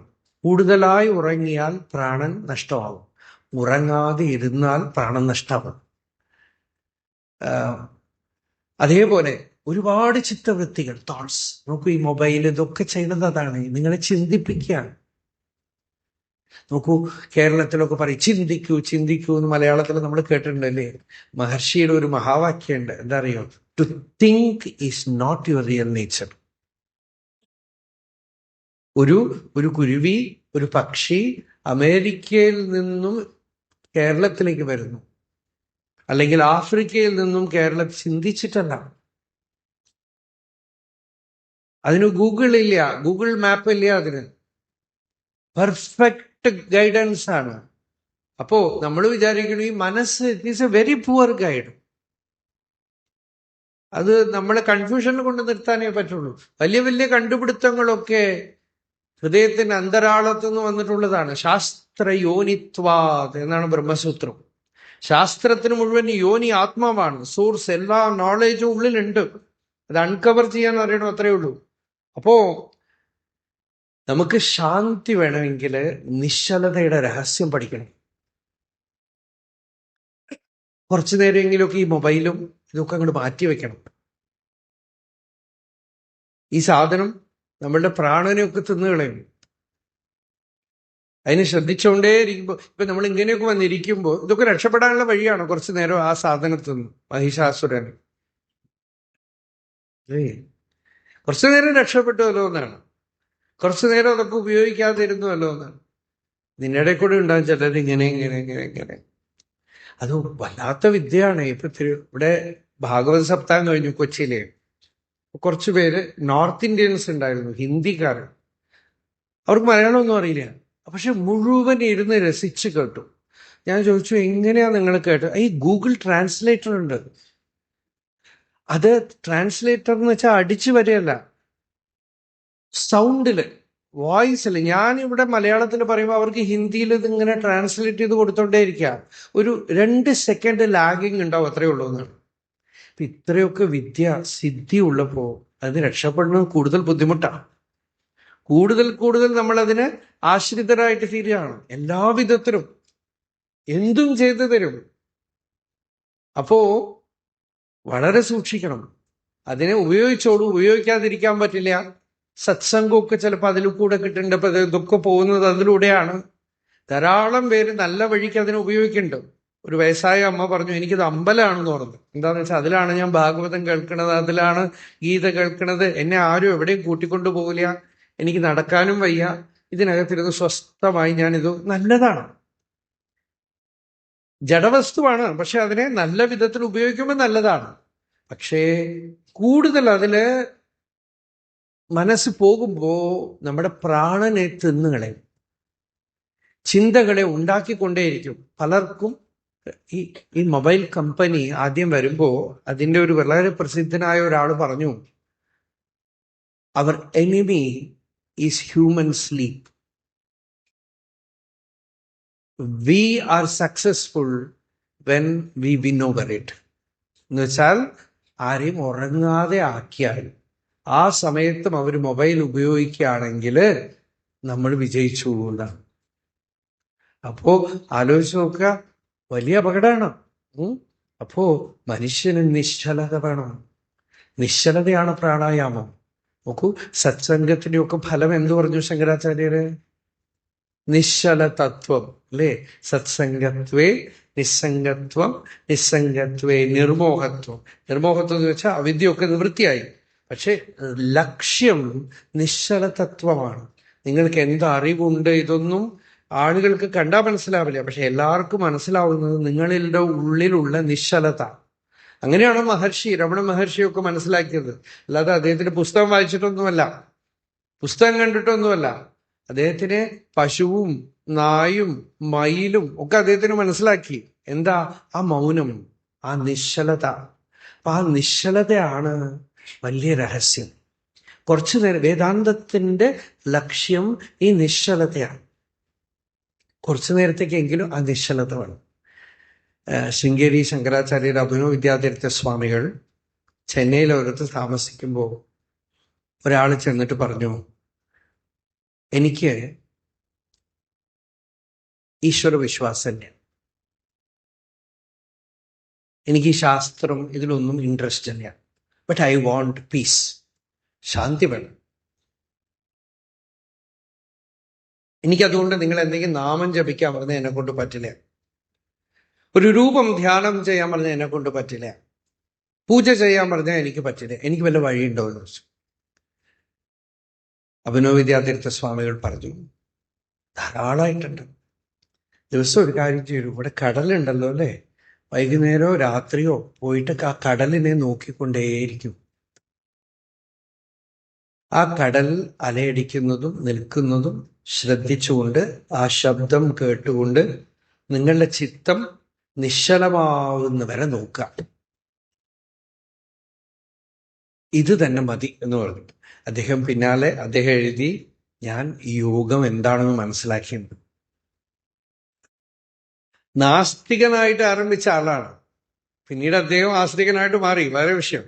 പക്ഷെ നാസ്തികനായിട്ട് ഇതൊന്നും എനിക്ക് പറ്റില്ലെങ്കിലും വഴിയുണ്ട്. കാരണം ആ നിശ്ചലത നിങ്ങളുടെ ഉള്ളില് ശാന്തി ഉണ്ടാക്കുന്നു. കുറച്ച് രാത്രി ഉറങ്ങുന്നതിന് മുമ്പ് ഇത്തിരി ആ നിശ്ചലമായിട്ട് ഇരുന്നിട്ട് ഉറങ്ങിയാൽ ആ ഉറക്കം നിദ്രാ സമാധി സ്ഥിതി എന്ന് ശങ്കരാചാര്യർ പറയണു. നിദ്ര സുഖമായിട്ടിരിക്കും. രാവിലെ എണീക്കുമ്പോ പ്രാതസ്മരാമി ഹൃദി സംസ്ഫുരത് ആത്മതത്വം സച്ചിത് സുഖം പരമഹംസഗതിം തുരീയം യത് സ്വപ്ന ജാഗര സുഷുപ്തിഷു. എന്താണ്? തദ് ബ്രഹ്മനിഷ്കലമഹം നചഭൂതസംഗ. അങ്ങനെ രാവിലെ എണീറ്റതും ഞാൻ ആ ആത്മതത്വത്തിനെ ധ്യാനിക്കുന്നു എന്ന് പറഞ്ഞ് ശുദ്ധ നിശ്ചലമാക്കുമ്പോൾ ആ ശുദ്ധ ചൈതന്യത്തിന്റെ അനുഭവം, ആ ചൈതന്യത്തിന്റെ സ്ഫൂർത്തി, നിർവികൽപമായ ചൈതന്യത്തിന്റെ സ്ഫൂർത്തി ഹൃദയത്തിൽ ഉണ്ടാവും. അതാണ് അതാണ് ജീവിതം ധന്യമാവാനുള്ള വഴിയാണത്, സന്തോഷത്തിനുള്ള വഴിയാണത്. അപ്പോ ശാന്തി ആണ് ആത്മാവിന്റെ സ്വരൂപം. ശാന്തിയാണ് വേദാന്തത്തിന്റെ ലക്ഷ്യം. അതുകൊണ്ടാണ് വേദമൊക്കെ തന്നെ മന്ത്രങ്ങളൊക്കെ ചൊല്ലിയിട്ട് ഓം ശാന്തി ശാന്തി ശാന്തി. എവിടെയും ഓം സുഖം സുഖം സുഖം എന്ന് പറഞ്ഞില്ല. സുഖമൊക്കെ മനസ്സിന്റെ ഇക്കിളിപ്പെടുത്തലാണ്. ശാന്തിയാണ്. വലിയ മഹാപുരുഷന്മാരിലൊക്കെ കാണുന്നത് ശാന്തിയാണ്.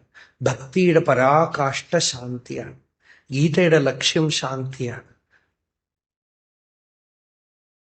സർവധർമാൻ അല്ല, ഈശ്വര സർവഭൂതാനാം ഹൃദ്ദേശേ അർജുന തിഷ്ഠതി എന്ന് പറഞ്ഞിട്ട് തമേവ ശരണം ഗച്ഛ സർവഭാവേന ഭാരത തത് പ്രസാദാത് പരാം ശാന്തിം സ്ഥാനം പ്രാപ്സ്യസി ശാശ്വതം.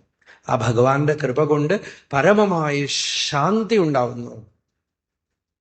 ശ്രദ്ധാവാൻ ലഭതേ ജ്ഞാനം തത്പര സംയതേന്ദ്രിയ ജ്ഞാനം ലബ്ധ്വാ പരാം ശാന്തിമചിരേണാധിഗച്ഛൻ. അശാന്തസ്യ കുതഃ സുഖം. കൃഷ്ണൻ ചോദിച്ചു, ശാന്തി ഇല്ലെങ്കിൽ എവിടെപ്പാ സുഖമെന്ന്? ശാന്തിയില്ലാത്ത മനുഷ്യൻ എവിടെ സുഖം? അതുകൊണ്ട് ഈ ശാന്തി സാമൂഹികമായ വിപ്ലവം കൊണ്ടോ, ശാന്തി ഗവൺമെന്റ് മാറുന്നത് കൊണ്ടോ, ശാന്തി ലോകത്തില് ബാഹ്യ ഇതൊക്കെ നടക്കണം. പക്ഷെ അതൊന്നും അല്ല കാരണം. ശാന്തിക്ക് നിങ്ങൾ നിങ്ങളുടെ ഉള്ളിൽ പോകണം. നിങ്ങളുടെ ഹൃദയത്തില് ആ ശാന്തിയുടെ തീർത്ഥത്തിനെ കണ്ടെത്തണം. മനസ്സിനെ പുറമേക്ക് അലഞ്ഞു നടക്കുന്ന മനസ്സിനെ ഉള്ളിൽ തിരിച്ച് മനോനിവൃത്തി പരമോപശാന്തി, മനസ്സിനെ അന്തർമുഖമാക്കി ഹൃദയത്തില് നിശ്ചലമാക്കുമ്പോൾ ആ ശാന്തി മൗനം നമ്മൾ അനുഭവിക്കും. ആ മൗനം അനുഭവിക്കുമ്പോൾ ആ സത്യം, ജാഗ്രത് സ്വപ്ന സുഷുപ്തികൾക്ക് സാക്ഷിയായിട്ടുള്ള സത്ത, ബാല്യം, കൗമാരം, യൗവനം, വാർദ്ധക്യം എന്ന അവസ്ഥകളിലൊക്കെ മാറാതിരിക്കുന്ന ശുദ്ധ ചൈതന്യത്തിന്റെ പ്രജ്ഞാനം നമ്മളുടെ ഉള്ളിൽ പ്രകാശിക്കും.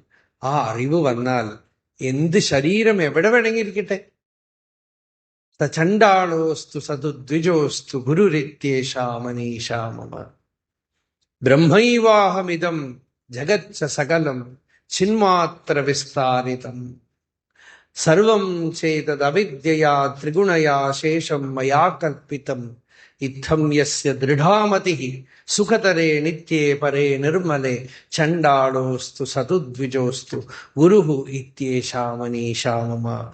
ഞാൻ ബ്രഹ്മമാണ്, ഈ ജഗത്ത് മുഴുവൻ ചൈതന്യം കൊണ്ട് നിറഞ്ഞിരിക്കുന്നു.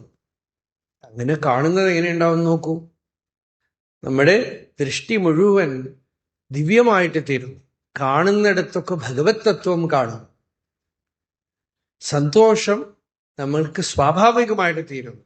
ശാന്തി നമുക്ക് സ്വാഭാവികമായിട്ട് തീരും. ഇതാണ് മതം, ഇതാണ് അധ്യാത്മജീവിതം. ലോകത്തിൽ എന്തെങ്കിലുമൊക്കെ കോലാഹലമോ വിപ്ലവമോ ഉണ്ടാക്കാനല്ല. രസാനുഭവ വിപ്ലവ എന്ന് പറഞ്ഞു ശങ്കരാചാര്യരോടത്ത്. ആത്മാനുഭൂതിയുടെ രസാനുഭവ വിപ്ലവമാണ്. ഉള്ളിലാണത്. ആനന്ദം ഉള്ളിലാണ്, ശാന്തി ഉള്ളിലാണ്. ഒരു വ്യക്തി അത് നേടിയെടുക്കാതെ വേറെ ഒരാൾ കൊടുക്കാൻ പറ്റില്ല. ഒരു വിളക്ക് കത്തിക്കൊണ്ടിരിക്കുമ്പോൾ അതിൽ നിന്ന് മറ്റൊരു വിളക്ക് കൊളുത്തിയെടുക്കാം. വിളക്കിനെ ഫോട്ടോ എടുത്തിട്ട് കൊളുത്തിയെടുക്കാൻ പറ്റില്ല. ഓൺലൈനിൽ വിളക്ക് കൊളുത്താൻ പറ്റില്ല. പറ്റുമോ? വിളക്ക് ഇവിടെ ഉണ്ട്, നമ്മൾ ഓൺലൈനിൽ കൊളുത്താൻ പറ്റില്ല. നേരിട്ട് തന്നെ വിളക്ക് കൊളുത്തു. അപ്പോ സ്വയമേവ അത് നേടിയെടുക്കണം. ആ ശാന്തി നമ്മളുടെ ഉള്ളിൽ വരണം, തൃപ്തി നമ്മളുടെ ഉള്ളിൽ വരണം, ആനന്ദം നമ്മളുടെ ഉള്ളിൽ വരണം. അപ്പോ ആരോടും വെറുപ്പില്ല. അദ്വേഷ്ട സർവഭൂതാനാം, മൈത്രീഭാവം, എല്ലാവരോടും ഒരു മൈത്രീഭാവം വന്നു, കരുണ വന്നു. ഞാൻ എൻ്റെ എന്നുള്ളതൊക്കെ പോയി. ഇങ്ങനെയുള്ള ആളെയാണ് ഗീതയിൽ ഭഗവാൻ ഭക്തൻ എന്ന് പറഞ്ഞത്. അയാൾ തന്നെയാണ് ഗുണാതീതൻ, ജ്ഞാനി ഒക്കെ. അതാണ് സ്പിരിച്വാലിറ്റി. അധ്യാത്മം എന്ന് പറയുന്നത് അതാണ്. അത്തരത്തിലൊരു ആധ്യാത്മികത ഒരാളുടെ ഉള്ളിൽ പൂത്ത് കഴിയുമ്പോൾ അനിഷേധ്യമാണ്, നിഷേധിക്കാൻ പറ്റില്ല. ആർക്കും അത് കാണും. എല്ലാവരും ആ വസ്തുവിനെ കാണും, അവിടെ ആ സത്യത്തിനെ കാണും. അനിഷേധ്യമാണ്. മഹർഷിയെ കാണാൻ എത്ര നാസ്തികന്മാർ വന്നിട്ടുണ്ടറിയോ? എനിക്കറിയുന്ന ഒരാൾ തന്നെ ഉണ്ടായിരുന്നു, ഒരു നാരായണൻ. അദ്ദേഹത്തിന്റെ ഫ്രണ്ടിന്റെ കൂടെയാണ് വന്നത് എന്തിനാന്ന് വെച്ചാൽ അവിടെ തിരുവണ്ണാമലയില് പ്ലേഗൊക്കെ ഉണ്ടായിരുന്നു. അപ്പൊ താമസിക്കാൻ നല്ല സ്ഥലം, ആശ്രമമാണെന്ന് പറഞ്ഞിട്ട് വന്നതാ. അവിടെ ചാപ്പാട് കിട്ടും, കുറെ വിസ്താരമായ സ്ഥലം ഉണ്ടല്ലോ. പക്ഷെ അദ്ദേഹം പറഞ്ഞു, ഞാൻ നിങ്ങളുടെ ഈ സ്വാമിയെ നമസ്കരിക്കൊന്നുമില്ല കേട്ടോ. അപ്പൊ ഈ വിളിച്ചോണ്ട് വരുന്ന ഫ്രണ്ട് പറഞ്ഞു, ഞങ്ങളുടെ സ്വാമിക്ക് നിങ്ങളുടെ നമസ്കാരമൊന്നും വേണ്ട, നിങ്ങൾ ധാരാളമായിട്ട് വരാമെന്ന് എന്ന് പറഞ്ഞ് കൂട്ടിക്കൊണ്ടുവന്നു. കൂട്ടിക്കൊണ്ടുവന്ന് അകത്ത് വന്നതും മുമ്പ് ഒരു വലിയ മരമുണ്ട്, ഇലുപ്പ. ആ ഇലുപ്പ മരത്തിന്റെ ചോട്ടിൽ വെച്ച് തന്നെ മഹർഷിയെ കണ്ടു. ഈ പറഞ്ഞ ആളാണ് ആദ്യം നമസ്കരിച്ചത്. അയാള് പ്രൊക്ലെയിംഡ് അത്യയിസ്റ്റാണ്. അപ്പൊ ഈ കൂട്ടിക്കൊണ്ടുവന്ന ആള് ഇങ്ങനെ നോക്കി. അപ്പൊ ഇയാള് പറഞ്ഞു, എടോ, ഞാന് സ്വാമി നമസ്കരിക്കില്ലാന്ന്. ഇത് എന്തു വസ്തുവായത്? ഇതൊരു വ്യക്തിയൊന്നുമല്ല. ഇത് എന്തൊരു വസ്തുവാണെന്നാണ് ചോദിച്ചത് അയാള്. അയാൾ പറഞ്ഞു, ഒരു വ്യക്തിയായിട്ടല്ല എനിക്ക് തോന്നി, ഇത് എന്തൊരു വസ്തുവാണ് എന്നുവെച്ചാൽ, നമ്മൾ ശങ്കരാചാര്യ രമണ മഹർഷി എന്നൊക്കെ പറയാം, കാണുമ്പോഴേ ബ്രഹ്മം എന്താണെന്ന് അറിയുള്ളൂ. ബ്രഹ്മവേദ ബ്രഹ്മൈവ ഭവതി എന്നൊക്കെ പറയുമ്പോ അത് ശാന്തിയുടെ കടലാണ്. ഉപാധിരഹിതമായ ജ്ഞാനത്തിന്റെ പൂർണ്ണതയാണ്. വളരെ നാച്ചുറലാണ് അവർ. പലർക്കും മഹർഷിയെ കാണുമ്പോ ഒരു പ്രത്യേകതയും തോന്നിയിട്ടില്ല. ആർദർ ഓസ്ബോൺ പറഞ്ഞു, I never felt he was anything unnatural, but whenever I went near him I felt I am unnatural. അദ്ദേഹം വളരെ നാച്ചുറലാണ്, സ്വാഭാവികമാണ്, സരളമാണ്, സിമ്പിളാണ്, എപ്പോഴും അവൈലബിൾ ആണ്.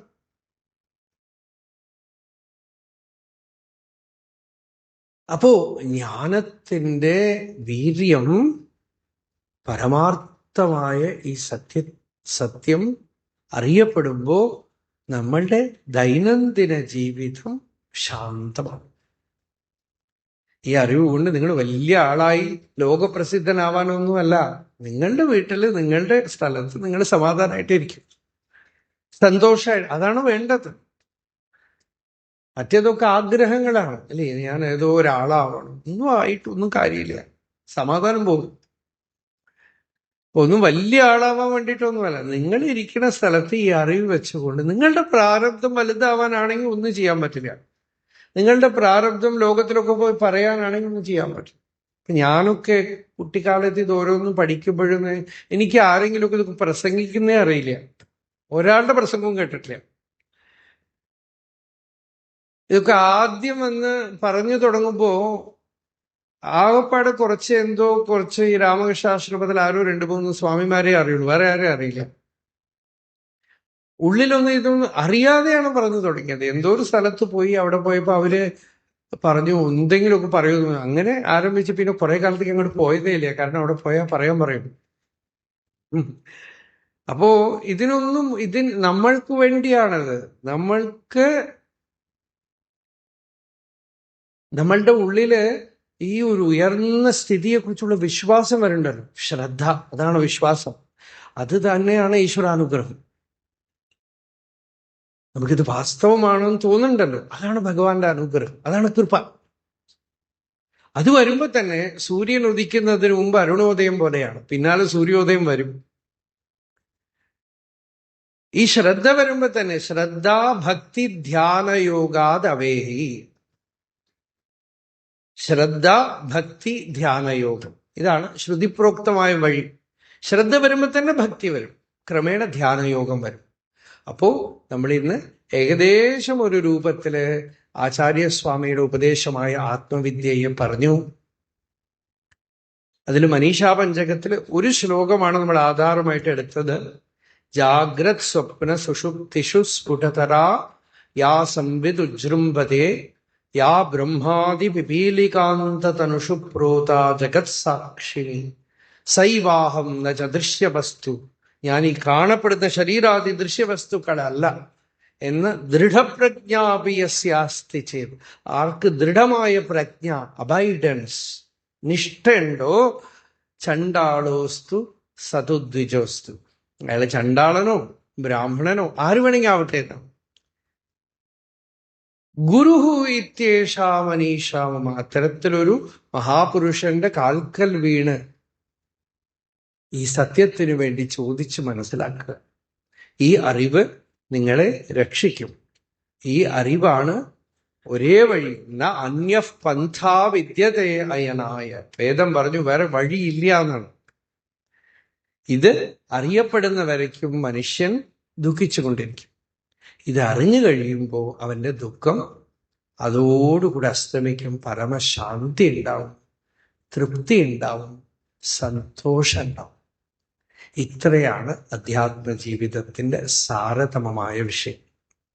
ഈ ഒരു പ്രഭാതത്തില് ഇവിടെ വന്ന് ഏകദേശം 1.5 മണിക്കൂറിലധികം നമുക്ക് സമയം ആയി.